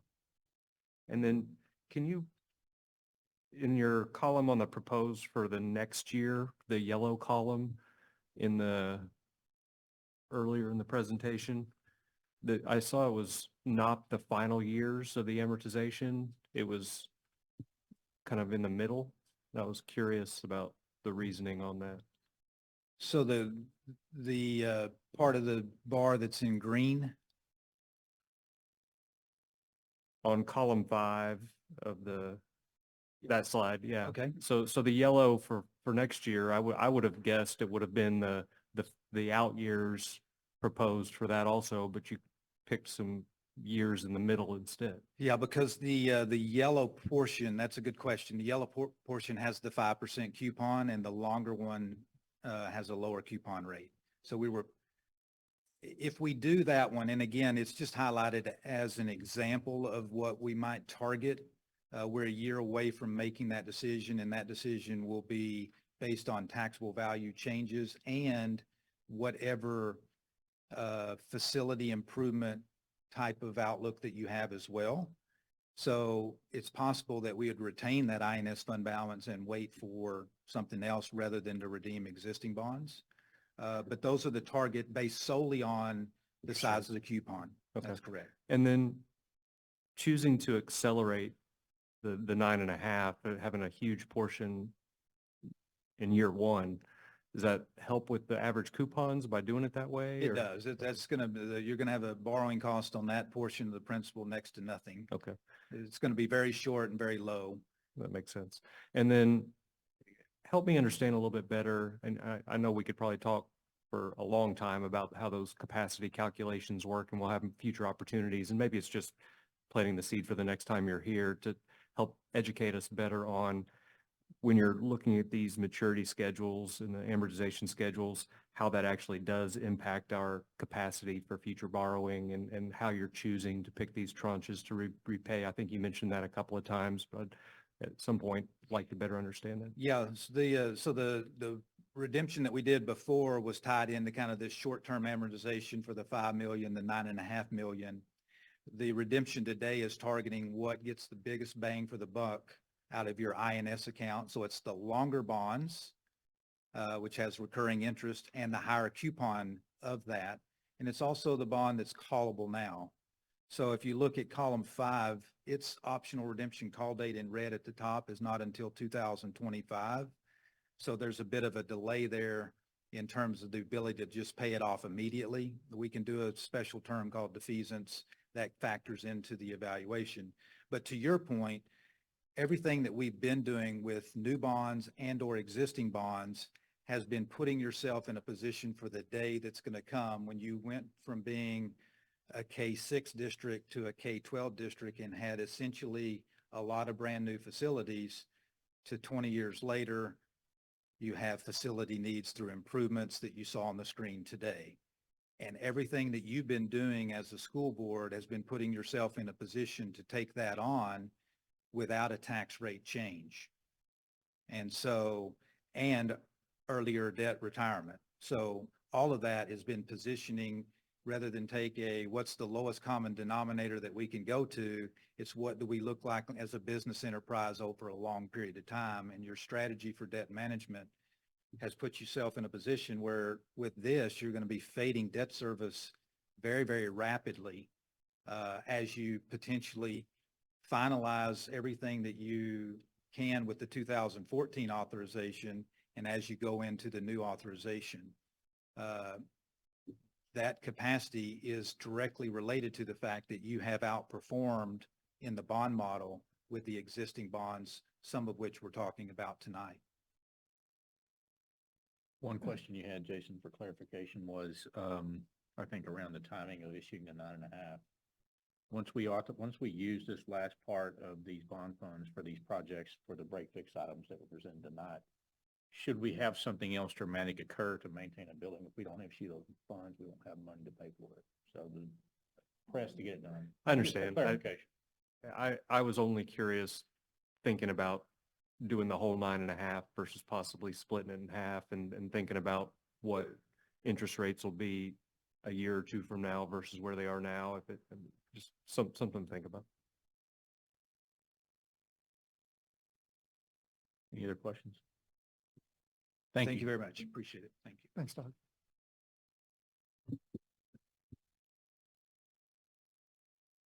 All right, item 15, Capital Planning Committee update.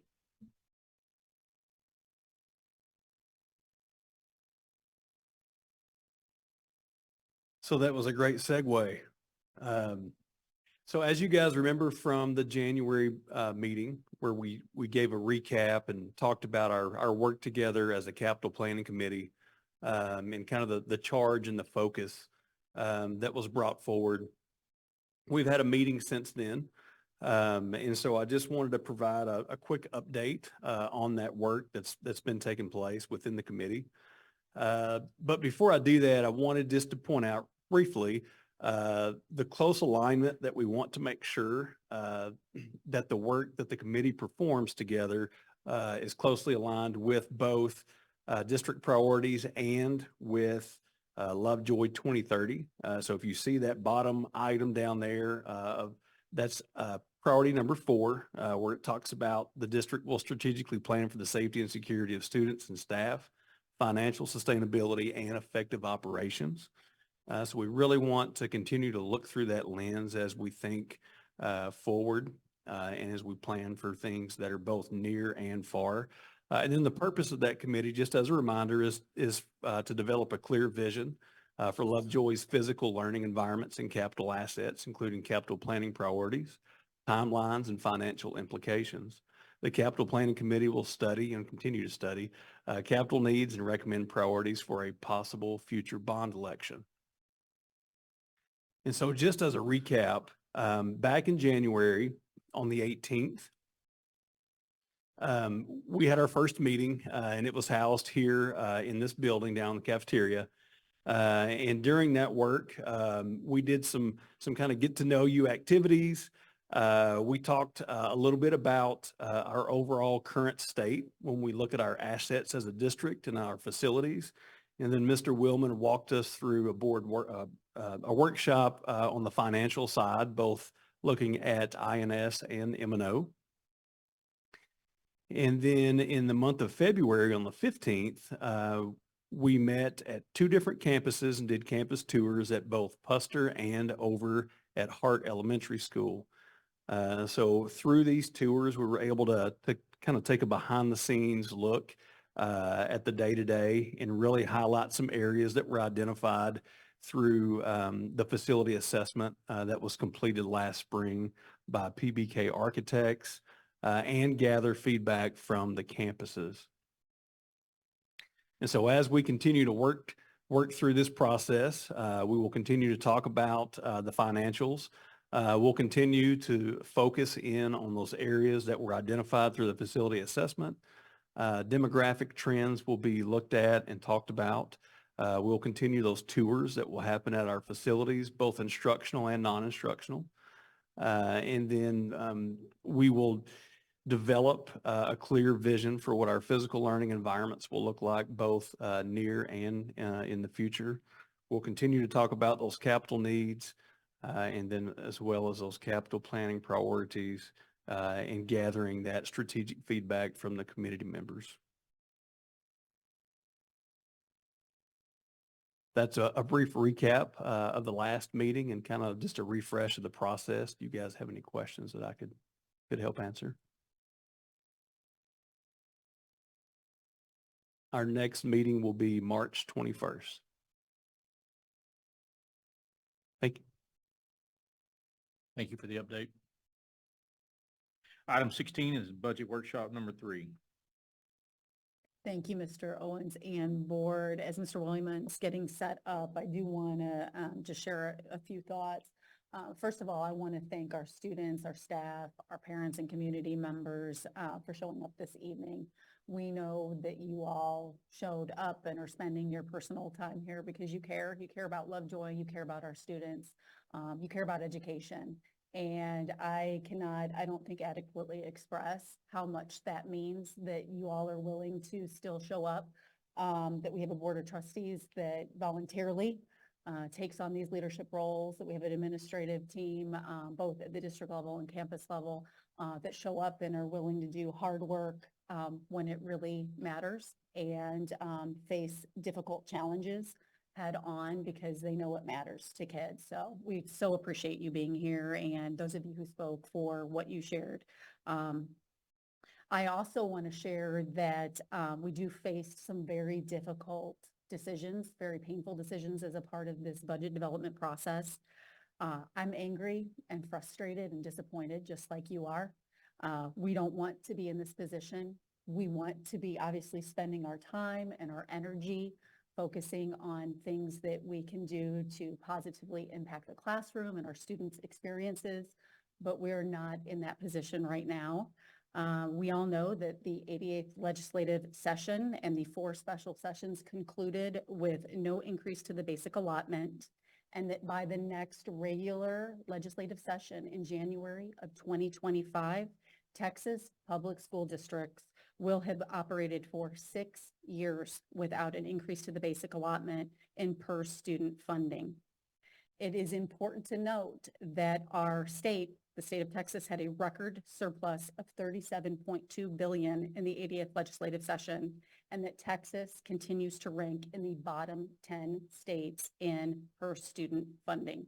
There is no doubt that the decisions that are made in Austin directly impact Lovejoy ISD.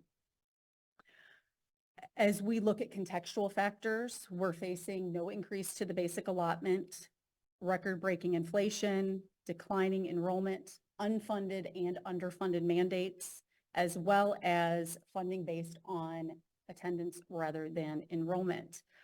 Without looking at reducing expenditures, our district faces a $3.7 million shortfall for fiscal year 2025 and a $7.1 million shortfall for fiscal year 2026. Through proactive budget forecasting in the fall of 2021 and moving forward, we've effectively since 2021 done a full court press nonstop on our budget with the knowledge that this serious financial challenge was coming, with our overall goal of making it to this last legislative session so that we would be able to avoid some of the discussions that we're having to have, unfortunately, here this evening. I do want to thank the Board of Trustees. I also want to thank our Financial Sustainability Committee that was made up of community members, parents, staff, for all of the time that they put in understanding the complexities and challenges with school finance and also helping us come together to look at solutions. When we look at these budget challenges, there's no other way to say it than every year we've had to make cuts in order to operate. And year after year of doing that puts us in the position of where there are limited options. These are not decisions you want us to have to make, and they are not decisions that we want to make either, but we take great responsibility in knowing that we have to have a viable budget presentation for you as a Board of Trustees. And we know that you have charged us with development of a viable budget for both fiscal year 25 and 26. So that's what we're going to take you through this evening so that you can move into our thinking a little bit. We'll present some additional data for you. And then certainly a board want to make time available for you to ask us any questions along the way. So I'll hand it over to Mr. Willman, our CFO. Thank you, Superintendent Cordell. And I just want to echo my appreciation and our appreciation for all the hard work from from the board of trustees, the Financial Sustainability Committee, and the community.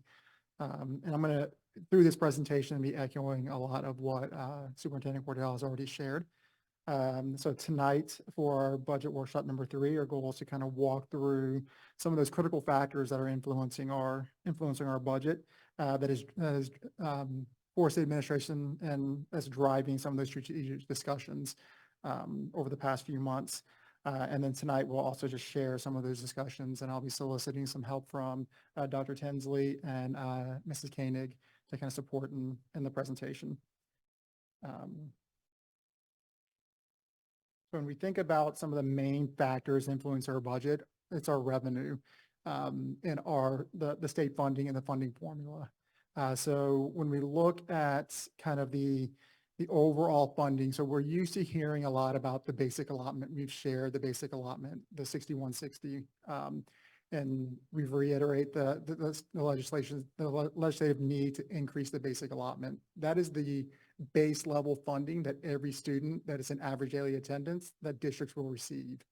There is additional funding, it's supplemental funding, and the tier 1 structure of the state funding for programs like special education, for our English language learners, our low socioeconomic, our career and technical education allotment. So when we look at that and we combine the basic allotment plus all of the supplemental funding that we received on the tier 1 side, how Lovejoy compares to kind of the statewide average and even our area average, it's kind of mind-boggling. We're only getting roughly 7,561 per student in average daily attendance, but the statewide average is just a little over 9,000. But even our area average, so when I looked at the area average, I looked at like Melissa ISD, Anna ISD, Highland Park, McKinney, Allen, and Princeton. They receive, $9,106 per student in average daily attendance. Some of the main things on that they have, some of these districts will have lower socioeconomic populations than Lovejoy. They may offer up more career and technical education programs. They may have more English language learners. So that is what's driving some of the increased costs or increase in the revenue. And also what we're seeing is that when you're in a fast growth district, the state will fund you additional monies for being in a fast growth district to kind of accommodate some of the additional costs associated with growing. So we see some of that in the areas surrounding us. So the district funding is obviously, it's not keeping up with inflation. So what we see here is that since 2019, their rate of inflation has increased by 20%, yet 2019 is the last time school districts received an increase to the basic allotment. What this means, if we were funded annually alongside with inflation, an increase of the basic allotment going back to 2019, that would mean an estimated $4.9 million for Lovejoy annually. Some other economic factors include like the teacher shortage, but then also the rising insurance premiums that are putting a strain on our operating budget. Also the 88th legislative session, as Ms. Cordell has shared, and the 4 following special sessions did not address school funding, even though the state has a record surplus of $32.7 million. So as I mentioned, as far as the state funding is concerned, that's our rate. So the rate was the 7,500 roughly. But now the unit is our enrollment. So our enrollment is a main driver in how we receive funds, but also our attendance rate. So when we see, we'll review and look through kind of our historical enrollment, but the enrollment, our resident enrollment for Lovejoy ISD has declined by more than 300 since 2020.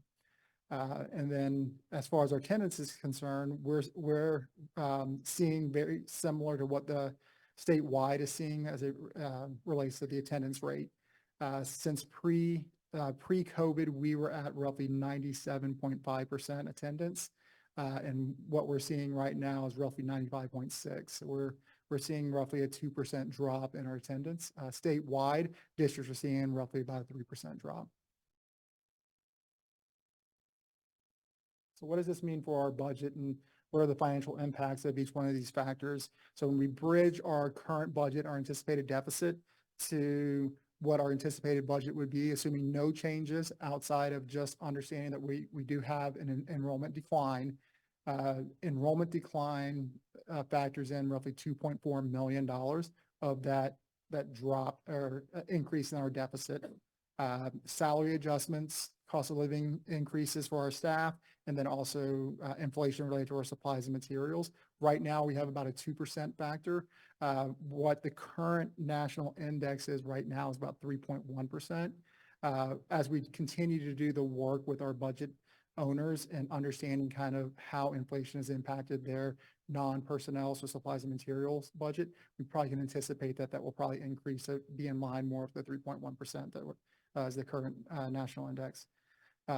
So without any changes, we're looking at a budget for next year with a deficit of $3.7 million. So we were aware that this is coming and have been preparing for this since the spring of 2021. We've been focused, deliberate, and strategic in our efforts to rebuild Lovejoy ISD's fund balance, to position ourselves to be able to operate in the 24-25 and 25-26 school years. Lovejoy ended the 2020-2021 year with 76 days in fund balance, even with districts being held harmless with the shortened year of COVID, with state funding around enrollment and attendance. Given the financial challenges, Lovejoy responded with a reduction in force and repurposing Lovejoy Elementary to the Child Care Development Center. During the 2021-2022 year, we developed and implemented a couple of measures to aid in our work towards financial stability. We developed a community-based financial sustainability committee to identify strategic ways to rebuild the district's fund balance through operating efficiencies and revenue generation. We also developed and implemented a multi-year financial model to aid in strategic decision-making, especially around central office restructuring and reorganization and program restructuring. We also took advantage of one-time grant opportunities to support the general fund. Of the $1.3 billion the state received in COVID relief to aid school districts, Lovejoy only received $2.4 million in ESSER supplemental funding. We successfully leveraged this grant to support the general fund with roughly $2.2 million of the $2.4 that we received. We finished the 2021-22 year with a surplus of $2.4 million and 103 days in fund balance. We continued our efforts into 22-23 towards restoring our fund balance. We incorporated zero-based budgeting, which brought $233,000 of annual recurring savings. We successfully reduced and scaled staffing for enrollment decline through the use of attrition, and we attempted to build our recurring revenue through a BATRE. Through our aggressive efforts in implementing operating efficiencies, we ended the year with another surplus budget of $5.2 million, increasing the fund balance to 158 days. Now, in the current year, we continue to navigate through hurdles and obstacles put in front of us. The 88th legislative session and the four special sessions resulted in no increase to the basic allotment. We also experienced a change to the student accounting handbook and responded with minimizing the deficit. Even though we have been focused and deliberate on financial efficiencies and organizational effectiveness, we've also been able to respond to the needs of our staff, students, and the families by increasing compensation by 4.5% over the past few years, and increasing school-based resources such as instructional materials, additional personnel, and technology.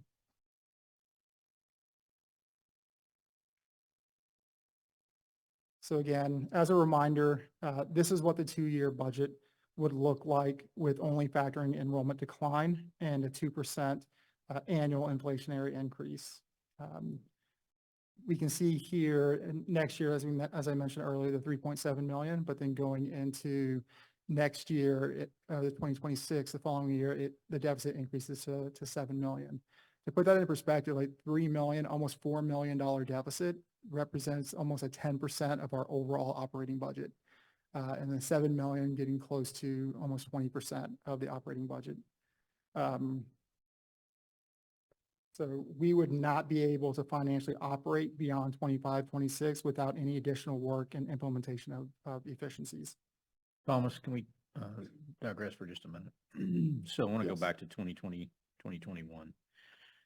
Katie came on board and I became president in that year. And one of the first conversations we got to have was on a nice November day and payroll was due. So we see this fund balance of 76 days. At the time, 76 days was what we had in our savings account to fund operations in times when we're waiting on tax collections to come in to generate revenue. So at that time, she called me and said, hey, I think we may have a problem or we're close. We may not be able to make payroll. We have 76 days of fund balance. 76 days in today's times would be insolvency. We would not be able to meet payroll. So when we talk about the weight of our decisions and the things we prioritize, we absolutely are trying to ensure that we protect what Lovejoy is and ensure that we put it in a position, not only today, but tomorrow, to be able to function and be solvent without having to take really extreme desperate measures. So that 76 days is something I wanted to focus on, to call attention to, and perhaps expand just for purposes of refreshing our memories in the community that we're funded on tax collections. That's our revenue source. We true up whenever we get to keep it based on attendance and our basic allotment and our supplements. So when we get to the end of the year, we're waiting on tax collections to come in January, December. That's our tightest time on cash flows, and that's when we rely on our fund balance to ensure that we have adequate cash to fund cash flows. So 76 days in today's times would not make it because our budget has grown as costs have increased, but funding has not increased. And so, you know, I just wanted to call that out, and if there's any other expanding to do on that, but just to make you guys aware that that's critical. And ensuring that we have fund balance in 26, we have to make those decisions today. We can't wait until 26 to make those decisions. There won't be anything we can do to ensure that that will happen. Mr. Woolman, can you, that's a good segue. Would you be able to talk about fiscal year 25 and the model you're showing right now with the 106 in operating days and then the 38, and specifically that 38, what the implications of that would be? And then to Mr. Owen's point, when you move from looking at savings, pushing to spring of 25, decisions for 26, how that would make an impact. Yep, no, absolutely. So any savings and reduction to the deficit budget, think about it, it would be addition to the fund balance in multiple years. Any recurring savings. So if we're saving $1 million for the 25 year, we're also saving $1 million going into the 26 year, which means cumulatively we'd be saving $2 million. So we'd be putting $2 million back into the fund balance. Great question. This point. So the projection of fund balance for the fiscal year 26, just factoring in decreased enrollment, is 38 days. So we start school hopefully later in August than we have been, but that's not what we're talking about today. So we start school early to mid-August. We're out of money by the end of September. It's over. Yeah. Yeah. Because we're not expecting our tax collections to come in till December, January, February timeframe. I would go as far as saying that we probably wouldn't make it to school starting because we still have payroll in July. yeah. So we're doing July payroll and August payroll. So it would be very tight starting the 27 school year if we kept it at the 38 days. And if the legislation increases the basic allotment, that would go in, if they did that in January, which I'm sure it wouldn't happen in January, but it would be probably for the next year.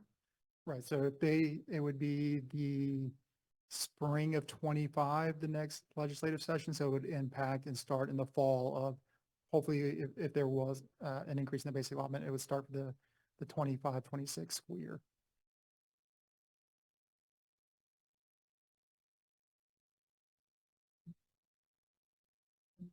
Great questions. Thank you. Okay. So one other question on this declining enrollment numbers you're showing. Is that going to tie into the demographic study you're getting to? Yeah, absolutely. That is some of these. I mean, it looks like the declines are not even just holding steady, but accelerating. Absolutely. Thank you. So as Mr. James had mentioned, the enrollment decline we're going to go through. So part of some of the key things that the administration has been discussing is around enrollment and building confidence in our assumptions. We don't want to be overly aggressive in saying that, we think we're going to get, 100 new students. We want to be as conservative as we can without being overly conservative to where it impacts students and impacts programs. So we re-engaged our demographer to provide us with updates with just looking at our residents only enrollment. When it comes to staff, kids, and Lovejoy scholars, we did that internally, kind of review and kind of looked at and see what those trends were doing with that enrollment. So the data we're sharing here, what we can see here is the historical enrollment for Lovejoy ISD. As I mentioned, has dropped over by 300 or 7.7% since the peak in 2019-2020.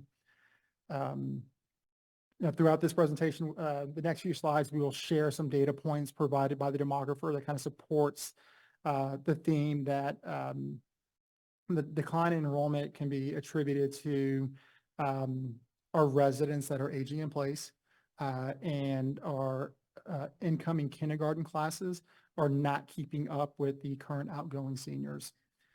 We also will show how the real estate market is influencing families' ability to buy within the Lovejoy community. Thomas, we talk about that and we emphasize that substantially. As we speak to the demographers and we drill further down, I'd like to understand the trends in public education as a whole. I noticed Richardson closed 5 schools or is proposing to close 5 elementary schools. Yep, absolutely. We have a slide on here that will show the area, how declining enrollment is occurring. I think it's just more than the factors we focus on, though, more than I ever anticipated. It's coming to more to light to me recently than previously. Right. So here it shows a breakdown of kind of the different grade level enrollment. So as you can see here in the elementary, we're dropping over almost 200 students from the peak at almost 1158 down to 975. We are seeing some small declines in our other grades, but not as high as our elementary schools. So here's what we're seeing across the greater DFW area, to Mr. Owen's point.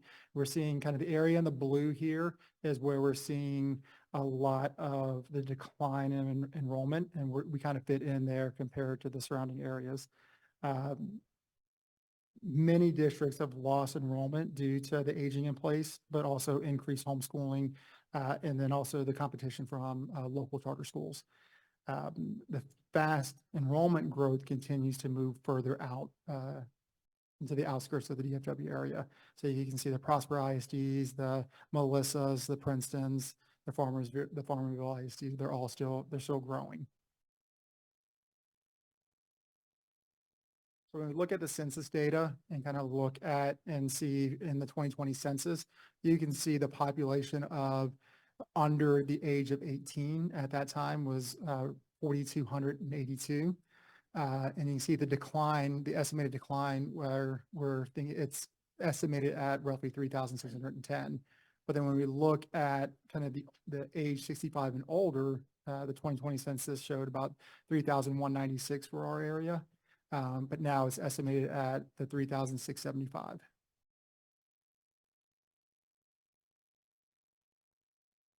So as far as real estate market and just showing kind of the inventory that's available within our community, here is just showing kind of the historical pre-owned home listings. So you can see that kind of the peak in the 18-19 years and kind of how that's dropped to the current status.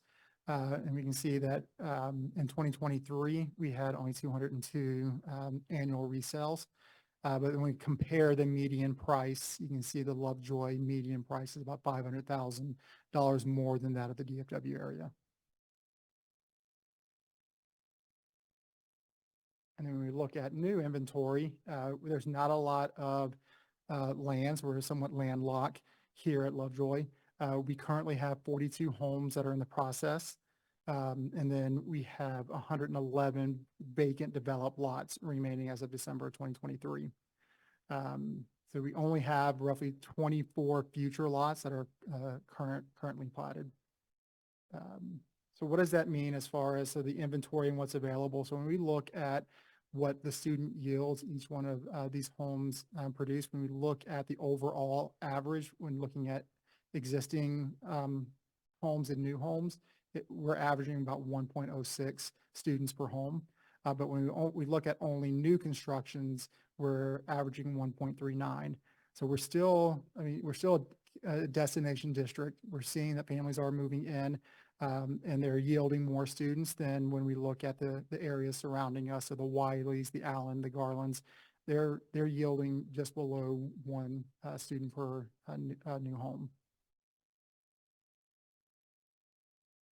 So here's the kind of the annual projection for residents only. You can see that even our demographer is projecting it to decline each year. But when we develop our budget, we leverage the estimates provided by our demographer, but there are also other things that we need to consider. Our funding is based on the district average daily attendance for the year. So we have to develop our budget based on the average enrollment for the year as well. And not the highest point at any given time. So the demographer is looking at it where he thinks of the highest point of enrollment. So we have other things that we've got to factor in. We know that we're going to have seniors that are going to graduate early and want to enroll in college a semester early. That impacts our average enrollment. So we got to factor that in. We know that we are going to have, we've historically had where we have low enrollment the first few weeks of school, and then it increases dramatically after those 2 weeks. So we have to factor in and look at it from an average for the year. So when we develop our budgets, you'll see that our budgets will always be slightly lower than what the demographer has provided. That's because we're factoring in all those different things that I just mentioned.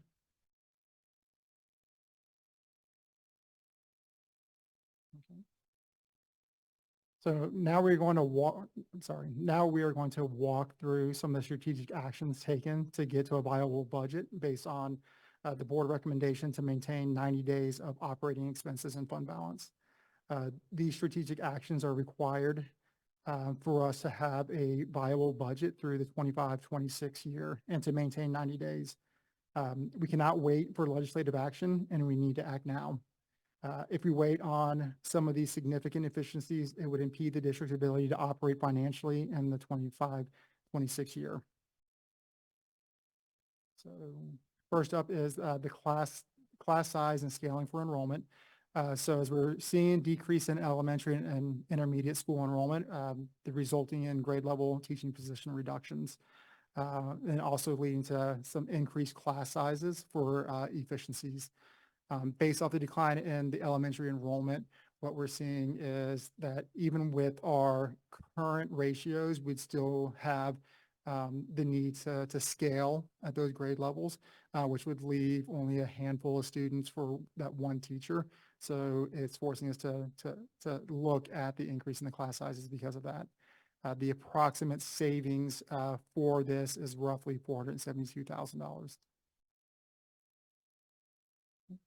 I'm going to hand it over to Dr. Tinsley to share on the program model adjustments.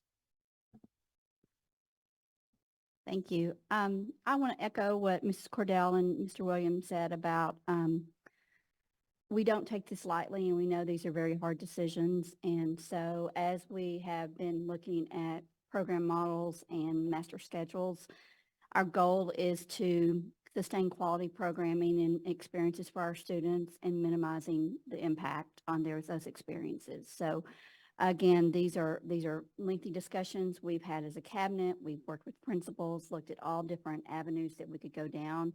And so what I'm presenting tonight is what we would see as a possibility, is what we could see to have some savings so to achieve our budget goal. The first one is program model adjustments with gifted and talented. The changes with that would be grouping of our GT students at Willow Springs so that they are not standalone GT classes. We have some sections right now that are 9 students, 11 students, 13 students, and so that's not really efficiencies when you're looking at staffing for those students. So Our goal would be to group those students, of course, together, but also build those classes with students that we feel like could be successful in those classes and set them up for success. Also modifying the services that we're providing down at K3 with our pullout, and also how we're serving them in the setting with their homeroom teachers as well. Special education, looking at some staffing responsibilities, some adjustments with that while maintaining the maintenance of effort that we are required to achieve with special education services. The approximate savings on that is around $300,000. Just to give you an idea of funding we receive from the state or from federal funds, for GT funding, we receive approximately $98,000 to support GT programming. For special education funding, we receive $5.2 million from the state and an additional $571,000 from federal funds. On our master scheduling, looking at we have to look at how we can minimize some of the FTEs that we have. So the recommendation is that we would move to a 7-period day. That would be a 6 of 7 at Willow Springs and at Lovejoy High School. 5th grade and 6th grade, we would do some modified scheduling over there to have some savings with FTEs as well. The impact on the 7-period day would be, of course, what I've said about the savings with FTEs. We believe we can achieve that through attrition with our staff. That would have to be some adjustments that you've heard tonight with the opportunities for electives, 3 electives versus 4 electives. We do believe that students will still have the opportunity to participate in both athletics and fine arts. Class periods would be extended by 5 minutes at both Willow and high school. And that would also, if you recall, we had to meet the required CTE minutes in order to receive funding for that. And we had to make some adjustments last year to extend our day. And so this would allow us to meet those required daily 45 minutes in our CTE classes. It would decrease one of the teacher daily planning periods from 2 to 1 at Lovejoy High School in Willow Springs. Both Mrs. Eldridge and Dr. Zambezi are looking at some opportunities to add some additional planning through some creative scheduling on the campuses as well for staff. What we are estimating, this would be approximate savings of about $844,000. When we look at how we can respond to that, again, what I mentioned about additional planning opportunities through creative scheduling at Willow and at the high school.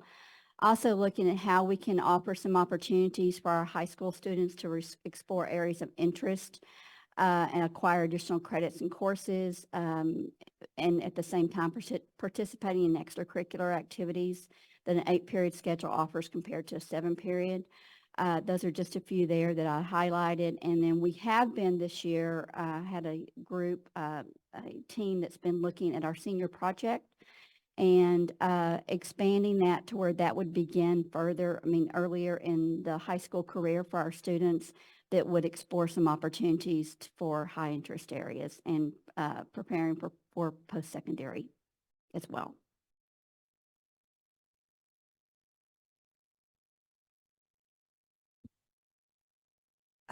Of course, we're also tonight, and I'll do a presentation after this, is just to talk about a reduction in force or a RIF that would impact central administration. That's not something from human resources that I enjoy doing because we're all about our employees and our employees' experience. But we know we need to review current programming at central administration, and we know we need to identify positions that can become more efficient with fewer staff members and then reallocating funds so that we're maximizing student opportunities there.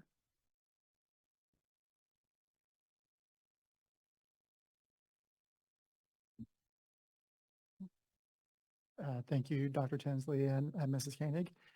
So to kind of summarize the cost savings, so all the things that we just shared here saves the district annually approximately $1.8 million. This means that we are cumulatively saving $3.6 million over the 2 years. As we have shared, this was not an easy conversation and very difficult conversation for the administrative team. So we looked and did a deep dive of every program.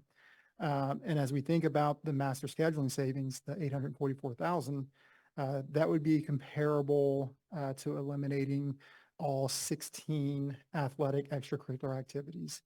And then we think about kind of the program model adjustments, the 300,000 savings there, that would be eliminating just one fine arts elective as far as a comparable savings there. So I just wanted to share that information as far as kind of the overall savings that we just shared with the different changes that we're making.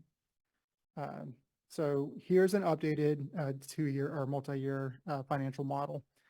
So it is imperative for us to implement and move forward with these items discussed. Waiting until 25-26 would make it challenging to get to the 90 days. And by starting the process for the 24-25 year, it allows the district to recognize the annual 1.7 million in savings and the 1.8 million and then the 3.6 over 2 years. And it would get us closer to the 90 days. As you can see here, it gets us from that 38 days with still a deficit budget of the 4.4 million, but it gets us to that 70 days, which is still below our starting point in 2021 of the 76 days. Sorry, I lost my train of thought. It is also important that we do this now because of the timing for our principals to implement the master scheduling. We also do have a couple of items to share that are not as time sensitive that we would like to review and discuss with the board and seek some guidance on what more you would like to see in order to consider for action during the March board meeting. So the first thing that we want to review is our Lovejoy Scholar enrollment. So our current model already considers that our existing Lovejoy Scholars will remain with us and we just age them up. But we also do have a factor of that we probably would lose about 10% of those scholars. That's comparable to what we have seen previously. So what we have Thomas, Um, here. Some of that 10% is they're building in the district and the kids move to the district. Absolutely, yes. Great question. So what we have here is two different scenarios. So the first one is if we maintained and put a cap on the new scholars up to what our current enrollment levels are, which is about 220 Lovejoy scholars. And the next one is if we increase to the 300. The last time we reached and exceeded the 300 was the first year where we did not charge tuition. I believe, Ms. Kenny, that was roughly 335 Lovejoy scholars during that year. So we have here a max of 300. We believe that we could strategically increase to the 300 without any additional needs and teacher needs right now. We can't predict what needs they may have when they come in.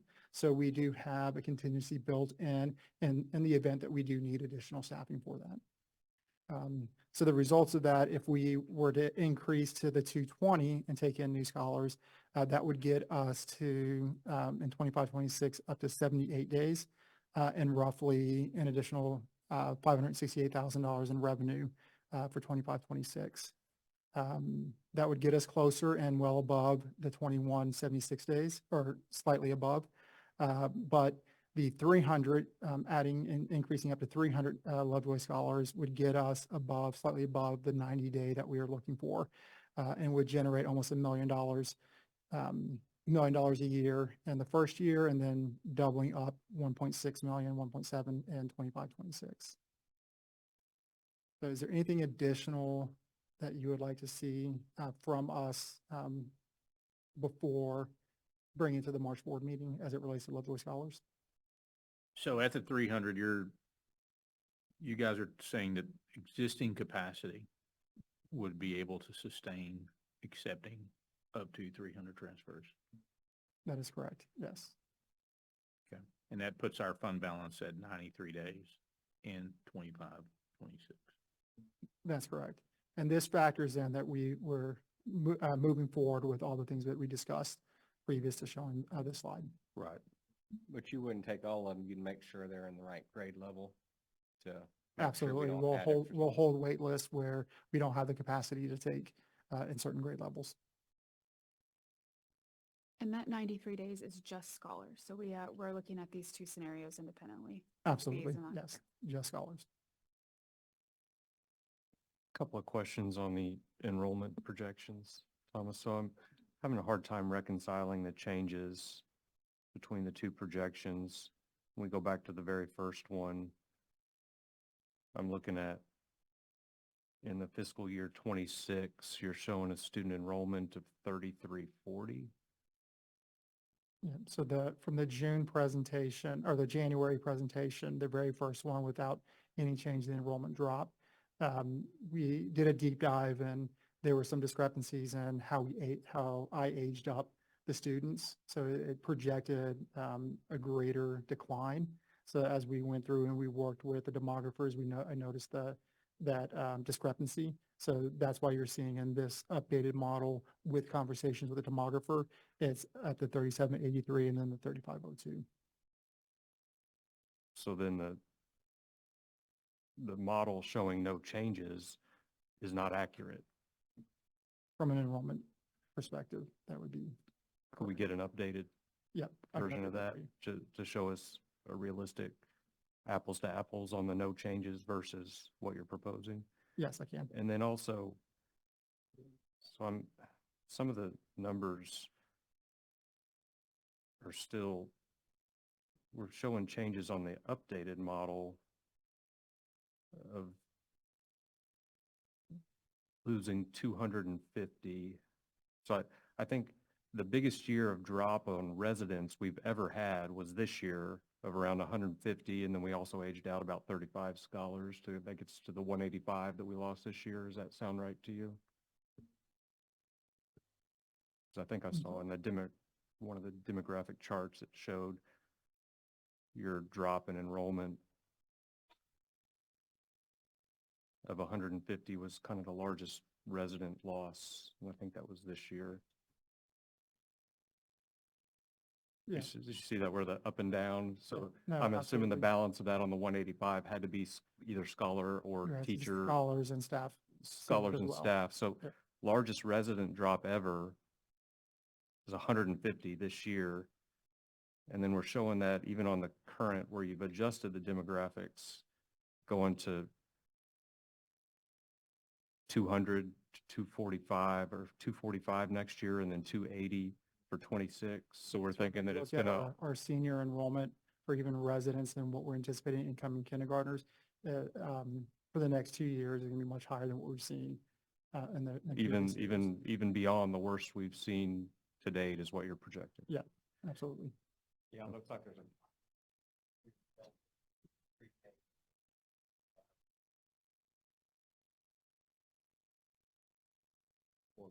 So we're graduating high growth, back in the high growth days, those class sizes and not refilling them at the same level. That's essentially. That's correct, yes. And then do we, at some point, do we see that level off at some point or what I mean, I guess, because some of these demographic studies, it looks like go out to like 10 years, right? So it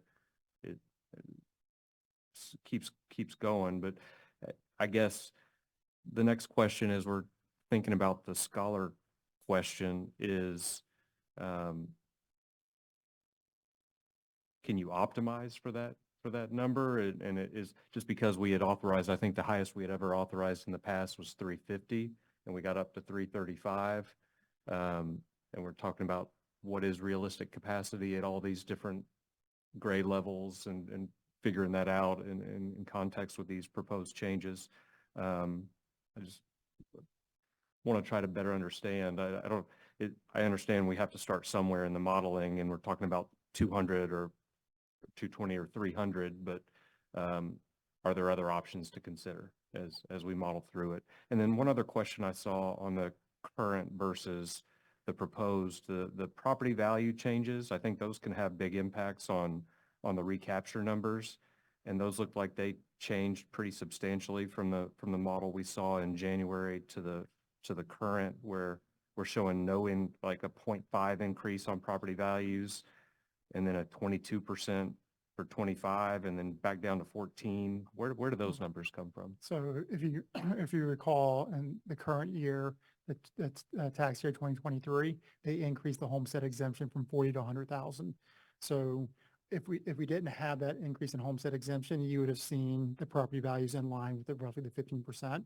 But because of that, that's why you're only seeing a 0.5% So it kept it increase. virtually flat for this year, Yes. but then you have a bigger adjustment Right. next year to make up kind of the difference on that, and then it levels back out to what we've seen on average over the past several years. That's Okay. correct. That makes sense. And then a question for Dr. Tinsley. You reiterated in your presentation that you expect the ability to have, even with the 7-period day, students have the ability to continue to take those rigorous schedules and have the ability to do athletics and fine arts. Would it be possible for you to go into a little bit more detail, maybe with some sample scheduling, and show us what a real 4-year plan for students that are wanting to participate in these various events like fine arts and athletics and the robotics that we've heard about, and the engineering and the specialized courses that maybe have double block as part of it. I'm not, you don't have to do it tonight, but something that, I mean, that I'm asking a lot. So, but something to show us, what does that look like? I mean, it's one thing to say they could still do it all, but I just want to better understand what that picture looks like. So I see some concrete examples of that would be helpful. We're happy to provide those, and we'll have those for you at the next meeting, and we can even have some of those for you between now and then. I think saying that they can do it all is not accurate. We know that the reduction in class periods means there's going to be choices that have to be made, and being mindful of that, I think you saw in the presentation, us making sure that we're exploring all other flexible options, whether that be things offered during the summer, online options. We are very, very fortunate that our students are remarkably involved and dedicated academically in the arts and in athletics. And they put a lot of demands on themselves and are involved in a lot. We want them to have as many opportunities as possible. This is a difficult decision, and it will mean choices that have to be made for some of our kids. As we navigate this, though, we will also want to make sure we're providing as many other options and opportunities for them to be able to access what they need to and want to access in terms of the unique path of their education. I appreciate that. And obviously we can't go from 8 periods to 7 periods without that meaning that they're not being able to do as many things. I mean, that's just the reality. I just want to show, as we're making these decisions and people are in the middle, we talked about the timing already earlier as well, and people are in the middle of having to put together what their plans are and their course schedules, and they're deciding those things right now. As much as we can provide and helping them to understand what these additional options might look like and how we can still have great opportunities for the kids as we make these difficult choices, I think it'll be helpful for everyone. And I think that, I mean, this is where we are, and I think we've worked really hard over the last few years to try to make every cut we could away from the classroom and away from programs, and unfortunately, looking at these numbers, I think there's some refinement to some of the models that we can continue to look at and look at all the options, but we're at the point where it is going to have real impact, and we've been talking about it with our legislative subcommittee and the things we can do to try to have the right decision makers in place in Austin and have relationships with them, and that's where we are. We're trying to do the best we can with the numbers, and without any increase to the basic allotment, we're at this stage now. So thank you for the work. Well, I think to your point, as you look forward past 25 and 26, we're making decisions today to get us there. If we don't have things change after that, so this fight's nowhere near over, and the hard decisions are not to the end. decisions we have to make next, if we don't get changes, are going to be harder. Oh, Uh, I think some of the decisions we've made to this point have been doing everything we could to shield the kids in the classroom from any negativity. By negativity, I mean going from an 8-period. I mean that's been part of the. If you remember presentations from years and years ago, it was the heart, right? I mean that was what they called it. All the things that made this district special. We're at the point now of having to have real decisions about cutting into what was that traditional heart, and yeah, changes are going to have to happen with the funding formulas and the basic allotment, or else we're going to be continuing to have these hard conversations. Related to that request there, could you also make sure you model it all the way down to the 7th and 8th grades? Because, I share some of the concerns that they've already voiced. And, the last time we went down to 7 periods at Willow Springs, there was an impact to the programs on the fine arts side that were pretty substantial. And so hopefully we can find a way around that. But that's some of the concerns I share. And, we spend a lot of time over those last 5 years really working hard on this, working hard on the school district. The administration's done everything they could. They've listed everything out. You see it on the screen. These decisions are not easy. They're not light, and they're taken very seriously.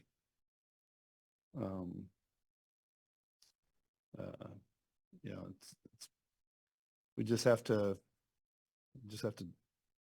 really refine these models, make things just as accurate as we possibly could get.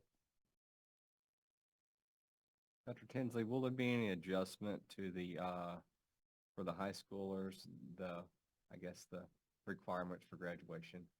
Is there any kind of adjustment in what to make? Some of the comments earlier talking about required electives and things of that nature. I don't know that's a term I've heard before, but I know there are certain things that are required as part of the curriculum. Maybe as part of that, educating us on what that changes, how they would impact the overall schedule, opportunities available, understanding other than your core classes, what other items are required as part of it, so we really have a clear understanding of that. That'd be helpful, I think. I think you covered, but just wanted to reconfirm, since the change in enrollment is such the largest piece that we're looking at. These projections have been updated here very recently, like within the last couple of months or something like that. Yep, right? that's accurate, Okay. yes. Okay, and then to Dr. Tinsley, could you tell us a little bit more when we say we're moving 5th grade to an elementary model and 6th grade to a modified model? Could you tell me a little bit more about what that looks like? Sure. What we've been working with the campus administration is looking at how we're serving kids with, when I say elementary model, probably more so like 4th grade, where you have a language arts and a social studies class together, and then combined with math and science. So, and actually that does also support some of the models that we're wanting to do with differentiation for our students. It extends that period. So we do know that's going to require some adjustments and some trainings that we're going to need to provide and supports for our staff to implement that. So that's what it would be for 5th grade. We're still kind of working out some details on working with Mrs. Rollins on what 6th grade would look like, because we look at the number of sections we would actually have or teachers we would have in that grade level, and that can kind of drive how we would divide that up by subject. And then one of the questions that was asked tonight was around Willow Springs GT, in terms of will those children still be at a GT level curriculum, or will they still be, or will they be pushed back into a grade level No, curriculum? they would continue with the GT curriculum. Okay.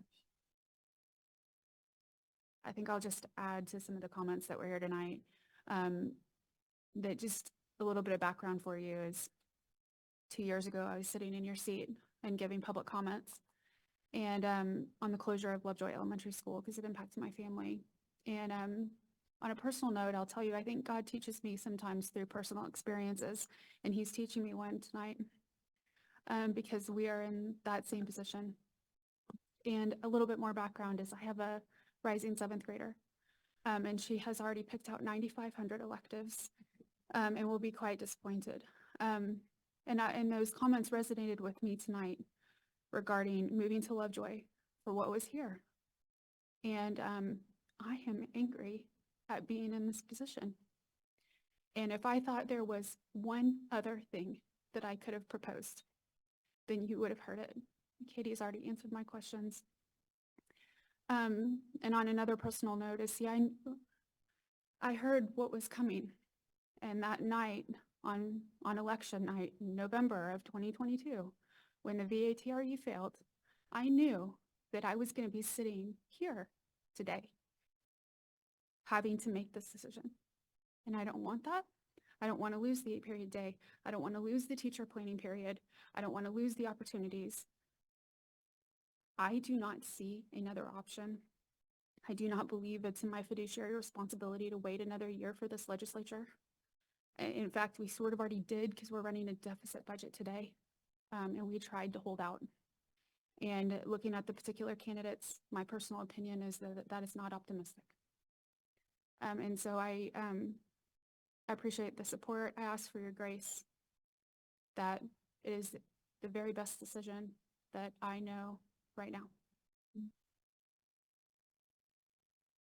One more comment is what makes Lovejoy special is the administration and all the people in this room.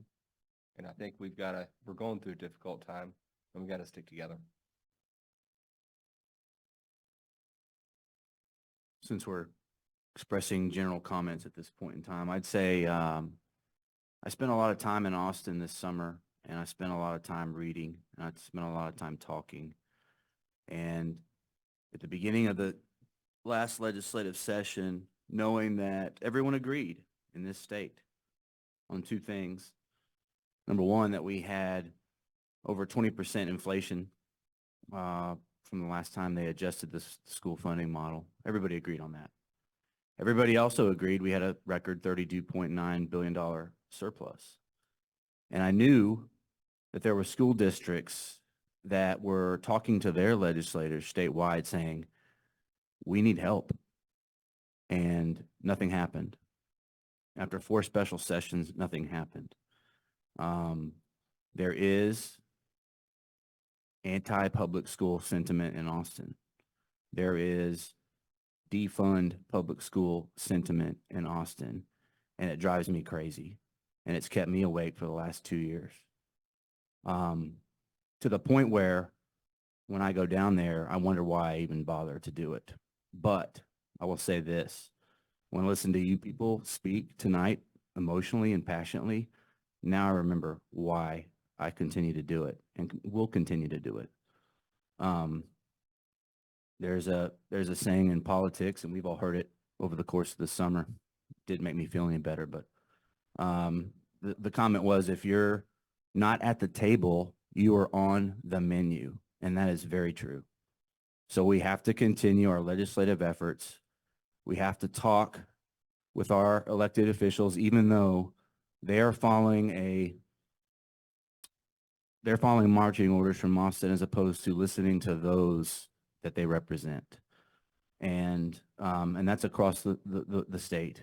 And so not only do we forecast these deficit problems if nothing happened, I didn't think there was a chance that nothing would happen, but it did. And now those school districts that were much larger than us, much more influential than us, they were in Austin saying, bad things are going to happen unless you, at a minimum, adjust for inflation. And it didn't happen. And so you're going to start seeing it. I've already started to see it. Every day I read a news story. Campus closures, reductions in force. And we're talking about big reductions in force. I saw school districts in the area, they're carrying a $47 million deficit right now. And now they're a lot bigger than us, and so their budget's a lot bigger, but they're going to have to find ways to dramatically, and I mean like in the $50 million arena, reduce funding. And like most public school districts in the state of Texas, 85% of their budget is salary. So it's a shame. I feel for educators. I feel for students. I don't feel sorry for myself because I volunteered to be here and do this. But I do it, and I will continue to do it to protect those I care about, and those are the students of Lovejoy, the parents of Lovejoy, and our educators and our staff. And so all I can say is that faced with the option of doing nothing and hoping for the best, I saw firsthand walking through the halls of the Capitol that's not a viable strategy going forward. We have to do something, and we have to do it before it's done to us. So nobody wants to be here. Nobody wants to have to discuss these types of things. I feel for the emotions that were, accompanied every speaker that spoke tonight, and I feel them, and I share them.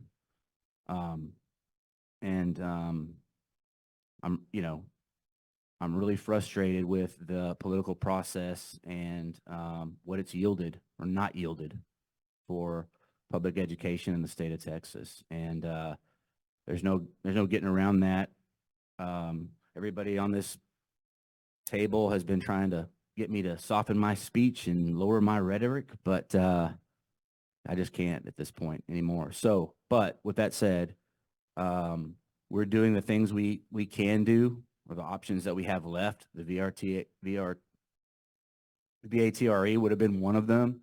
That option was taken away, and we were told to figure it out a different way, and that's what we're trying to do. Against our will, we don't want to be here. So, we're trying to do our best. And, for those that haven't been a part of all the meetings and all the committees and seen those charts with yellow numbers for the last 3 years, I think you're kind of coming into what we've seen and known for the last few years. And I think school districts around the state are really feeling at present. So I'll just add a couple of comments. I won't repeat what's been said. I think I would agree with all the sentiments and emotions and things conveyed. I think, though, as a community, to speak a little bit, is we have a choice. We continue to have a choice on a daily basis, and you can choose to view things however you may. My challenge to you is to choose the high road and to choose to give this staff and administration grace and decisions that are having to be made, as Julie talked about, for the board. You can be mad at me. I really don't care. I know that I'm going to make the decisions that are necessary to protect the future of Lovejoy based on what's here today. But I would ask that you make a choice to serve each other. In the toughest times, I serve. I teach my family to serve, and that's why I sit up here today, to serve. Not because it's easy, because it needs to be done, and I feel like we have something to give. And I ask you to serve each other in that same way and to serve your kids. The message you convey to your kids about this change or other changes that may have to happen will resonate in their minds and their hearts, and will define some of the things and some of the ways they go about approaching that. And so I would ask you to make a choice, and to make a choice to continue to believe in the greatness of Lovejoy, because it's not defined by things or events. It's defined by people. It's defined by staff. It's defined by your kids. So that's my ask. I share all the same sentiments that have been shared.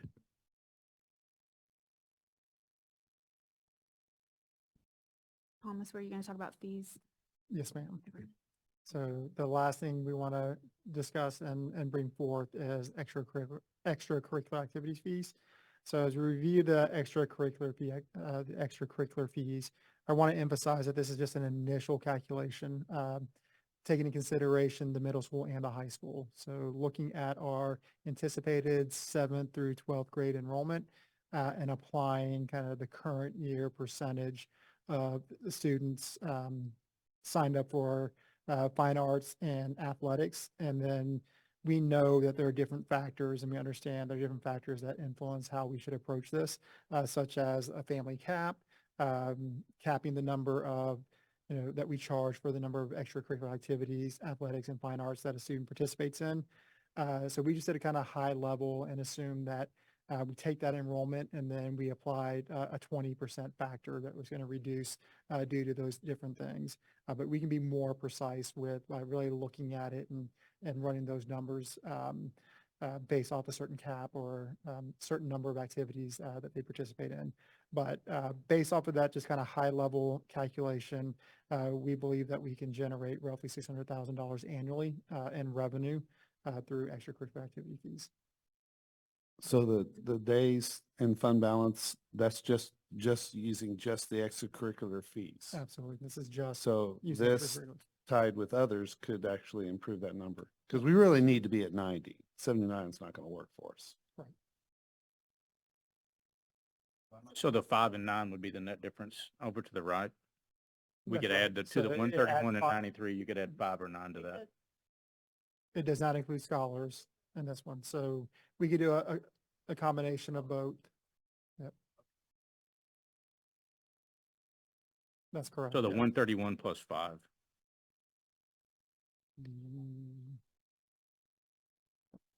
And so were you saying, Thomas, Correct. that at the next board meeting, you would come with a proposal on how much per family, how much per event? Okay. Absolutely. Katie, could you talk for a second, a little bit more in depth? I know, Thomas, you touched on it in your presentation, but just in broad strokes, I don't want to start talking about specific programs, but just how you arrived at, or how the team arrived at where this kind of recommendation looks like it's progressing. Thank you for asking that. That's a great question. So we examined all areas deeply. I think that one thing that is easy to assume in regard to fine arts and athletics is that that might be a place to go for deep savings. Something that we have to understand is that, for example, on the fine arts side, our fine arts courses, they're electives for students. And in many cases, they're serving a large number of students during that class period. And so if we don't have that, for example, fine arts offering, there's got to be another course, another place for those students to go. So in terms of a savings in that area, that would be rather difficult unless, for example, there would be some efficiencies by eliminating an entire program. So for example, if we were looking at the $300,000 in the program model savings, if we looked at to the fine arts or we looked to athletics, we would be looking at like eliminating orchestra entirely to be able to get the same amount of savings. Or if you look at the athletic side, we would have to eliminate probably 7 to 8 different athletic offerings to be able to achieve the same number of savings. On the athletic side, it really actually even goes deeper into the academics because our coaches are teachers as well. And so they are teaching courses. They do not spend, other than our athletic director and then maybe some select head coaches, they throughout the day are teaching academic class periods.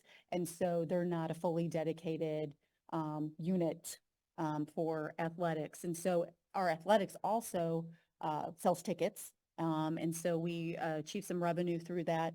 And so to give an example, and I believe Mr. Woolman stated this earlier, when we look at going to the 7-period day at middle and high school, that's over $800,000 in savings. If we were to look to, for example, athletics for that savings, we would have to eliminate our entire athletics program, all 16 programs to achieve the same amount of savings. Katie, could you comment on, we've just recently had a change in the athletic director role. Could you comment on that being budget neutral? Yes, so trying to be careful not getting into specific salaries, but it is public information. I will say that in terms of the compensation of the athletic director position, their individual compensation has stayed largely consistent with what had previously been in place. I'll speak in generalities here. When we do have retire rehires, which happens, there is a penalty we have to pay to the state that is not paid to individuals. There's always a transition period, obviously where there's coaches coming in, coaches going out, but we anticipate overall will be nearly budget neutral by the time we get into next year within our athletic function. And in our athletic function and in every area, we will continue to look at savings, look at efficiencies. Anytime there's a position to open that we're able to restructure, the approach that we have had since 2021 does not stop in that regard. So we'll continue to look at any efficiency that we can achieve in that area and any other. And I just want to pick up on a comment that Barrett was saying, is that we're really still looking at this in almost 2-year increments, right? So in order to continue to fight inflation that would likely happen in 27 or 28, or to continue to give our teachers and our staff raises, a minimal cost of the living increase, that we will be faced with additional decisions of this nature if the legislature fails to act once again in the 89th session. That's an important point to bring forward, that every time we give a cost of living wage adjustment, which is critically important, that is an additional cost. And the only way to do that, and the only way we've done that, Mr. Wellman again mentioned the 4.5% over a period of years. The only way to do that is we have to cut somewhere else to make that happen. So you're exactly right. If all things stay the same, we'll be back at looking at what we can do to be able to address that. So there was a question tonight regarding looking for the legislature to make a move this time next year, and we still very much need that to happen. We still need that level of engagement. But I will point out that even the bills that got, of course, they were held hostage by a taxpayer-funded subsidy of private school program, creation of an entitlement. But even within those bills, the increases to the basic allotment were 20% of what we're talking about here, needing to get even with inflation. So it wasn't $1,100; it was $200 next year. So I'm not laughing at that because it's not funny, but those increases to the basic allotment were not at the level they needed to be to even break us even and restore our purchasing power to what it was back in 2019. When they say the 20% inflation over those 5 years, you've been to the grocery store, you know it's not 20%, it's much higher. Yeah, and it's also higher with respect to different components. Like I've seen some presentations from school districts in the area recently, and they might have an overall 20% average in some sectors, but fuel, they're estimating 94% inflation since 2019. Insurance, 100% inflation since 2019. So there's a lot of different factors at play, and the bottom line is that we're being funded at 2019 levels, and we've seen unprecedented in our lifetime inflation in the last 4 years. Any other questions for Thomas? Thank you. All right. Item 17, consider and take possible action to declare the need for a reduction in force program change in accordance with board policy DFFB local. Ms. Cordell and Ms. Koenig. Yes, I'm going to hand it over to Ms. Koenig to introduce the information.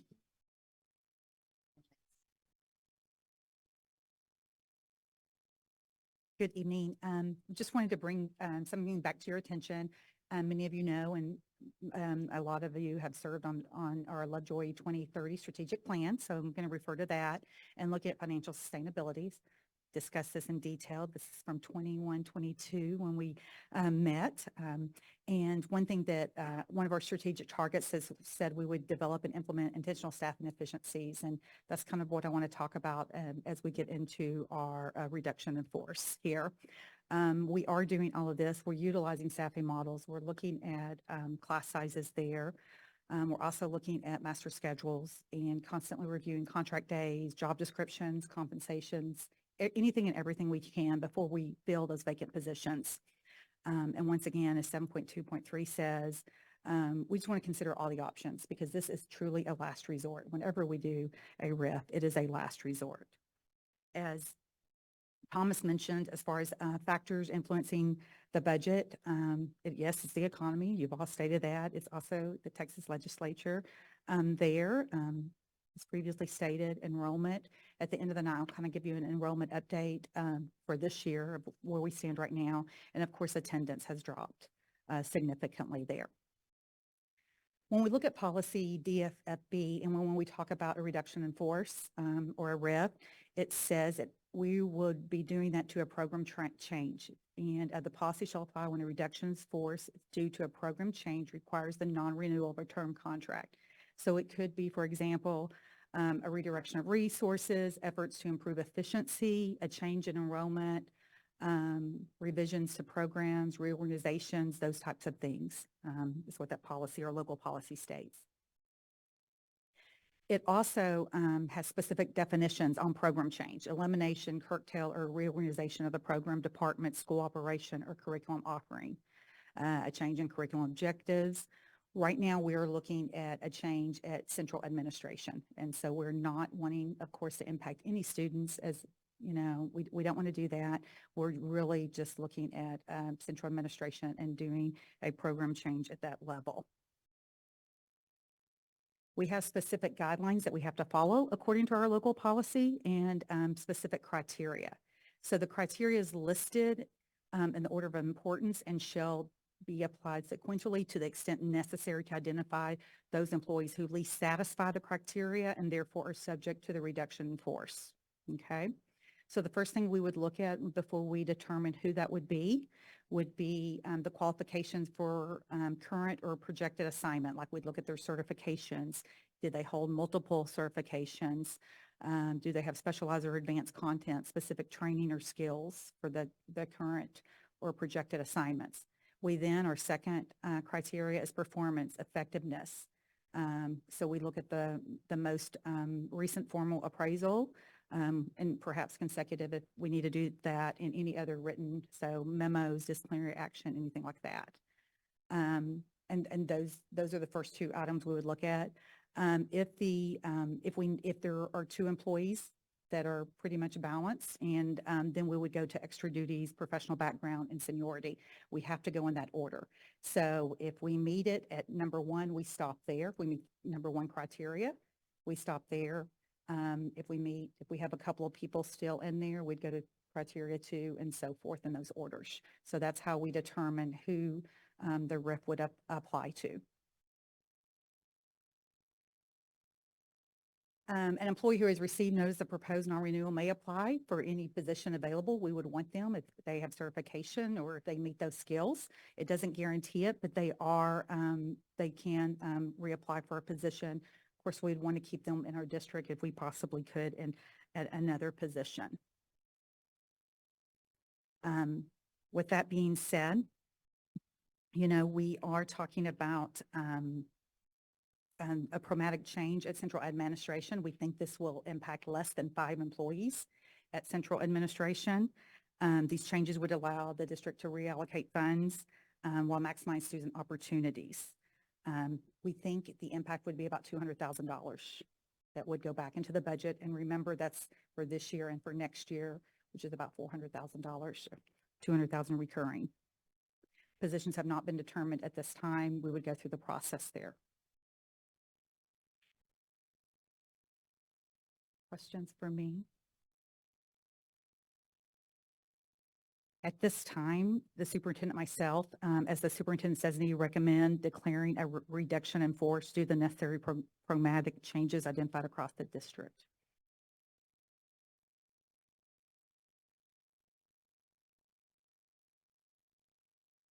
Questions for Ms. Koenig or Ms. Cordell?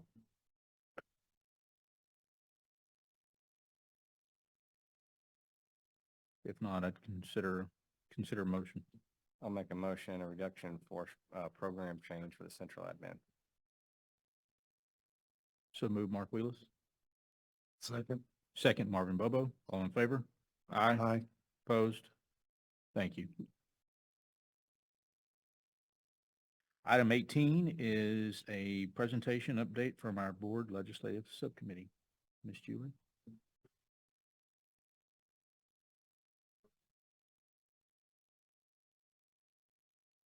I don't know what else we could say about the legislature that hasn't already been said tonight. So, primaries are taking place right now.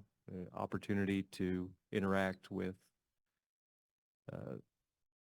people in the legislature. One thing I'll call out that we had talked about in our last subcommittee meeting was there is one of the primaries that's going on right now, and the election to come will be dealing with our State Board of Education rep. And that's a position that not everybody knows a lot about, but it does have impact on our operations and things related to curriculum, things related to policy around charter schools in the state. There's different functions at the state level. TEA has certain responsibilities. State Board of Education has certain responsibilities. It's a very important part of our local representation. So I would encourage you to get to know our current representative and the people that are running, and be active in those advocacy efforts right now as well. We haven't talked about that before, I don't think.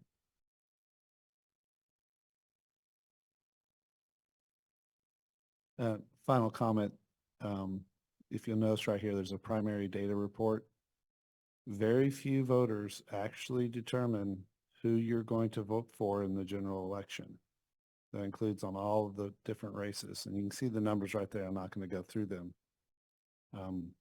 That needs to start changing in the future if we're going to see some changes to be friendly towards education.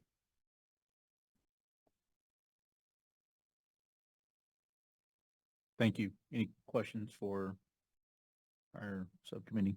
Thank you for the continued great work. Appreciate it. Consider and possible action to approve the updated resolution governing school marshals. Mr. Percival.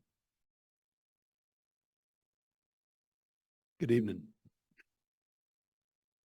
The administration recommends consideration be given to act on the updated school marshal resolution. The update includes language that would allow our marshals on campus and here in the district to have the option to carry openly using a duty belt and with a retention holster.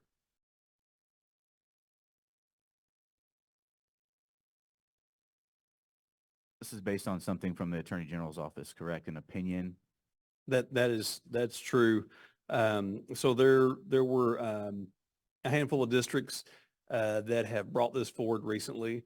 They reached out to the Attorney General. The Attorney General wrote an opinion letter back in response, and within that opinion decided that the word possession meant open or conceal. And so this is in response to that opinion that was generated by the Attorney General. Correct me if I'm wrong. Some of you may not have been here, but I think our security officers did open carry previously, and then we lost that ability to do that for some reason, and this gives us the ability to get that back. It does give us the ability to get that back. It was in code that the previous interpretation in code was that they could not open carry. But with this change, they can, and we have vetted this with our school district attorneys, and they feel comfortable with this recommendation and proceeding if you all grant permission and approval. I like the idea, so. Yeah, it essentially gives the school board the authority to allow the marshals to do so. And we believe this would enhance the safety and security of our school building to allow this option to our marshals. Absolutely. And I know if Mr. Littlefield were here, he could give you about 15 reasons. But one of them is the obvious. Number one, just the ability to get to your weapon in the event that you need to. But also, it's a physical deterrent. You know, right now, I know that we have community members, we have students, we have staff members even that will question whether or not a marshal's armed because you don't see their weapon. And then Casey talks about how comfortable it is to conceal that weapon all day long. Not really. So from a comfort level, when you're in meetings, you're in chairs, you're out around the campus and the facility, just having that as a deterrent, having that as something that you can get to in a moment's notice, and then also just from a comfort level. And of course, it's in alignment with if we had an SRO program or if we had police on campus. And you mentioned, duty belt with retention holster. So there'd be some type of approved retention holster by the department or by the school marshals. It's not just bring your own holster day, right? We got. No, sir. I know that Casey's done quite a bit of research on this topic. And so everybody would be standard issue from the school district, and it would be retention holsters for safety. We consider a motion if you guys are willing. Move to approve the adoption of the attached updated resolution regarding school marshals as written. Second. So moved, Jason James, second, Julie McLaughlin. All in favor? Aye. Opposed? Thank you. Thank you. Item 20 is to consider an act on the order to cancel the May 4th trustee election. Ms. Taylor. Yes, good evening again, Board of Trustees and Superintendent Cordell. So just to refresh your memory, at the last board meeting, the January 22nd board meeting, the Board of Trustees approved the order calling a school trustee general election to be held on Saturday, May 4th of this year for place 6 and 7. And fast forwarding to now, our incumbents place 6 and 7 of the May 4th, 2024 trustee election were uncontested as of Tuesday, February 20th of this year. So the administration proceeds to recommend that the Lovejoy ISD School District Board of Trustees cancel the May 4th trustee election, as the district would not have any contested candidates on the ballot. If you have any questions, I'd be happy to answer them. So moved. Second. All in favor? Aye. Opposed? That was Jason and I believe Marvin. Got it. Thank you. Second. Happy to do that one.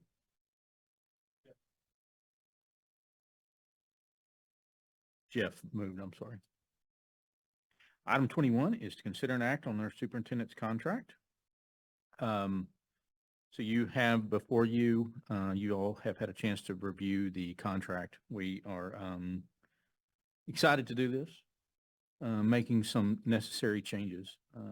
Ms. Cordell came on in 2020 or 2021 and came on at a time when we were bailing water out of the boat and has done an exceptional job. During that time period, she came on at a favorable rate to Lovejoy for sure, and has made some extremely hard decisions for the past several years to put us in a position to only have to have the discussion that we had tonight. And I can't really, from my seat, imagine where we might be had we not attracted a talented individual who I consider to be the best superintendent in the state of Texas, if not more than that.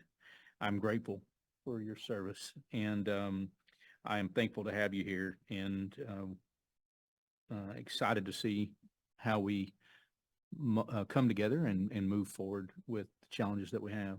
So contract contains updates to your term, to offering up to 5 years, and updates to your compensation to bring you closer in line with, not up to, still similar to our teachers. We have much work to do, but generously closer in line to what high-performing districts are compensating their superintendents at.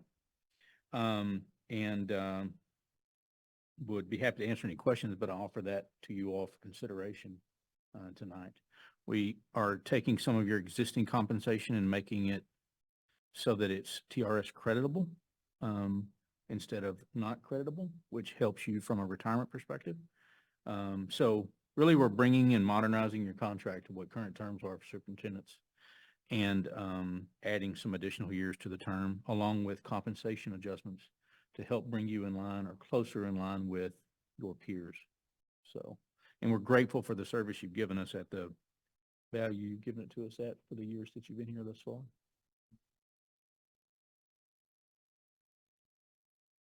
Any additional questions or comment you want to add to that? I'll just add that I think it's timely, just given the fact that Katie's actually not received any compensation changes since she first started. And that's part of our duty, is to make sure that all employees are fairly compensated, not just our teachers and staff. And so I think it's well timed for it. And in some of the reading I've been doing about high performing districts and what really comes into play, you know, we have a lot of benefits with regards to our families that add to that. But another very important factor is the stability of our leadership. And so this is another investment that I believe that we are doing in the quality and the longevity of our administrative team. I believe in the great leadership Katie's had, and just the market adjustment to try to get her closer to her peers, even though I think she outperforms her peers. But I believe if we had to go out to hire another superintendent, we'd be paying quite a bit more in the package we're offering.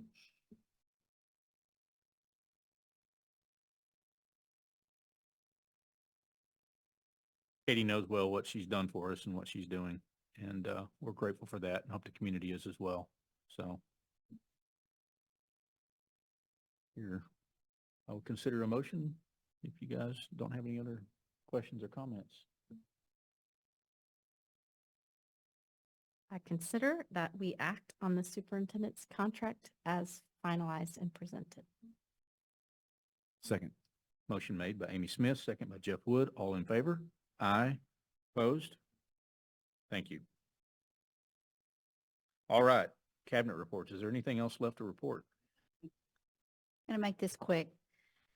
Just wanted to give you an update on where we are with this is the year that we are adopting K-12 science instructional materials. The new Texas Essential Knowledge and Skills will go into effect next year fully. And so we I brought this forward to you in September at the September workshop to kind of give you the timeline on where we are.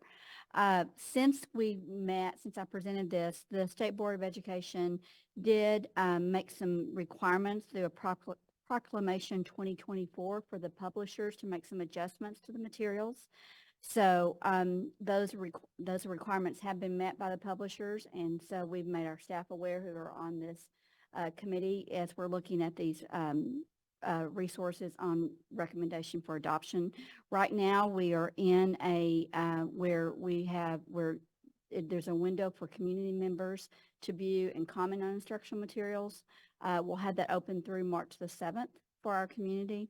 And then as board members, you also have access to that too, as well as looking at those materials. Just for purposes of being able to have the materials here in time through the ordering process, we're hoping to bring this forward at the March board meeting of what our recommendations are for K-12 science instructional materials. How does the community review the materials? Do they come up to see you guys? We have them available. We Okay. have them here available in the admin building, and so it's been posted on our district website. And then we had a window, and we decided to extend that window just because we had some additional interest in it. And then also it's been promoted through our campuses as well.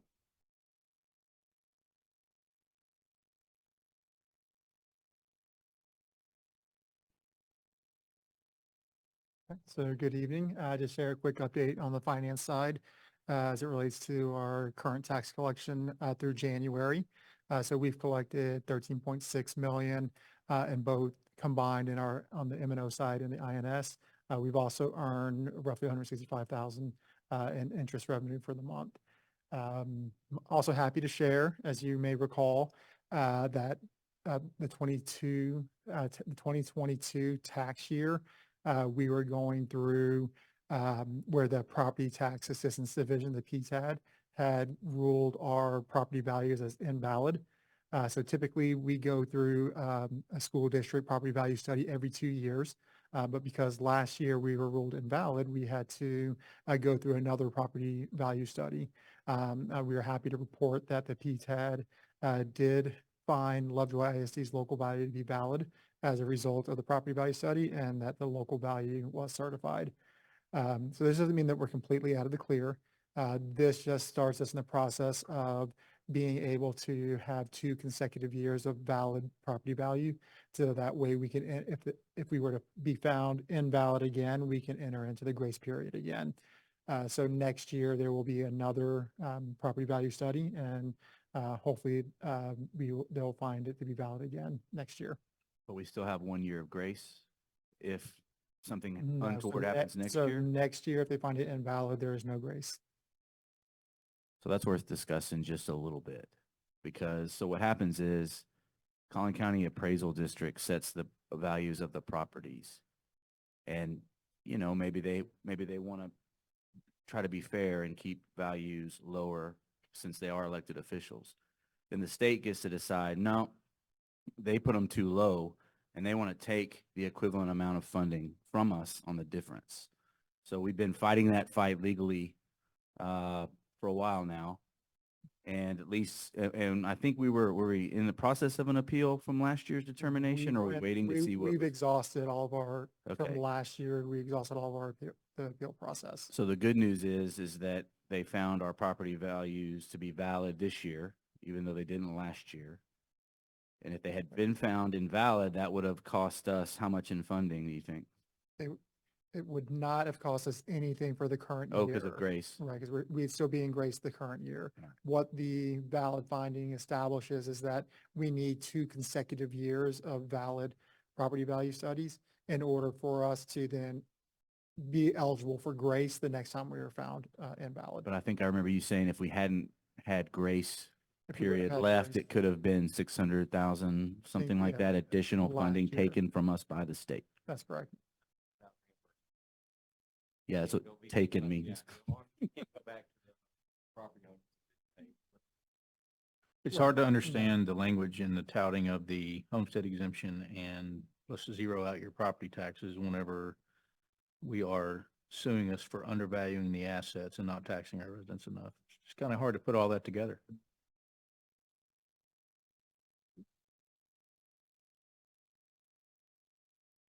I too am going to be quick. We've talked a lot about enrollment and attendance, so I thought I'd just give you an update for this year, kind of where we started.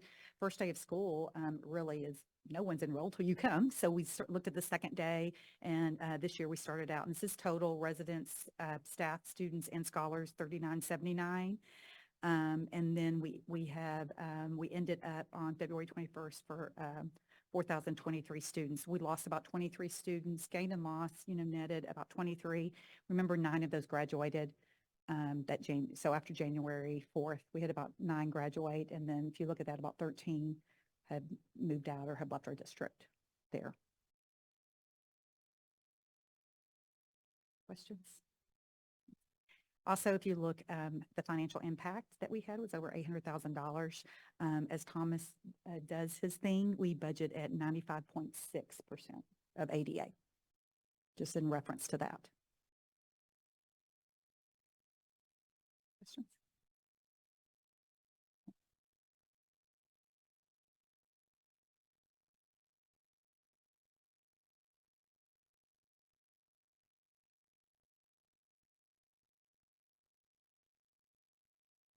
You guys were very brief.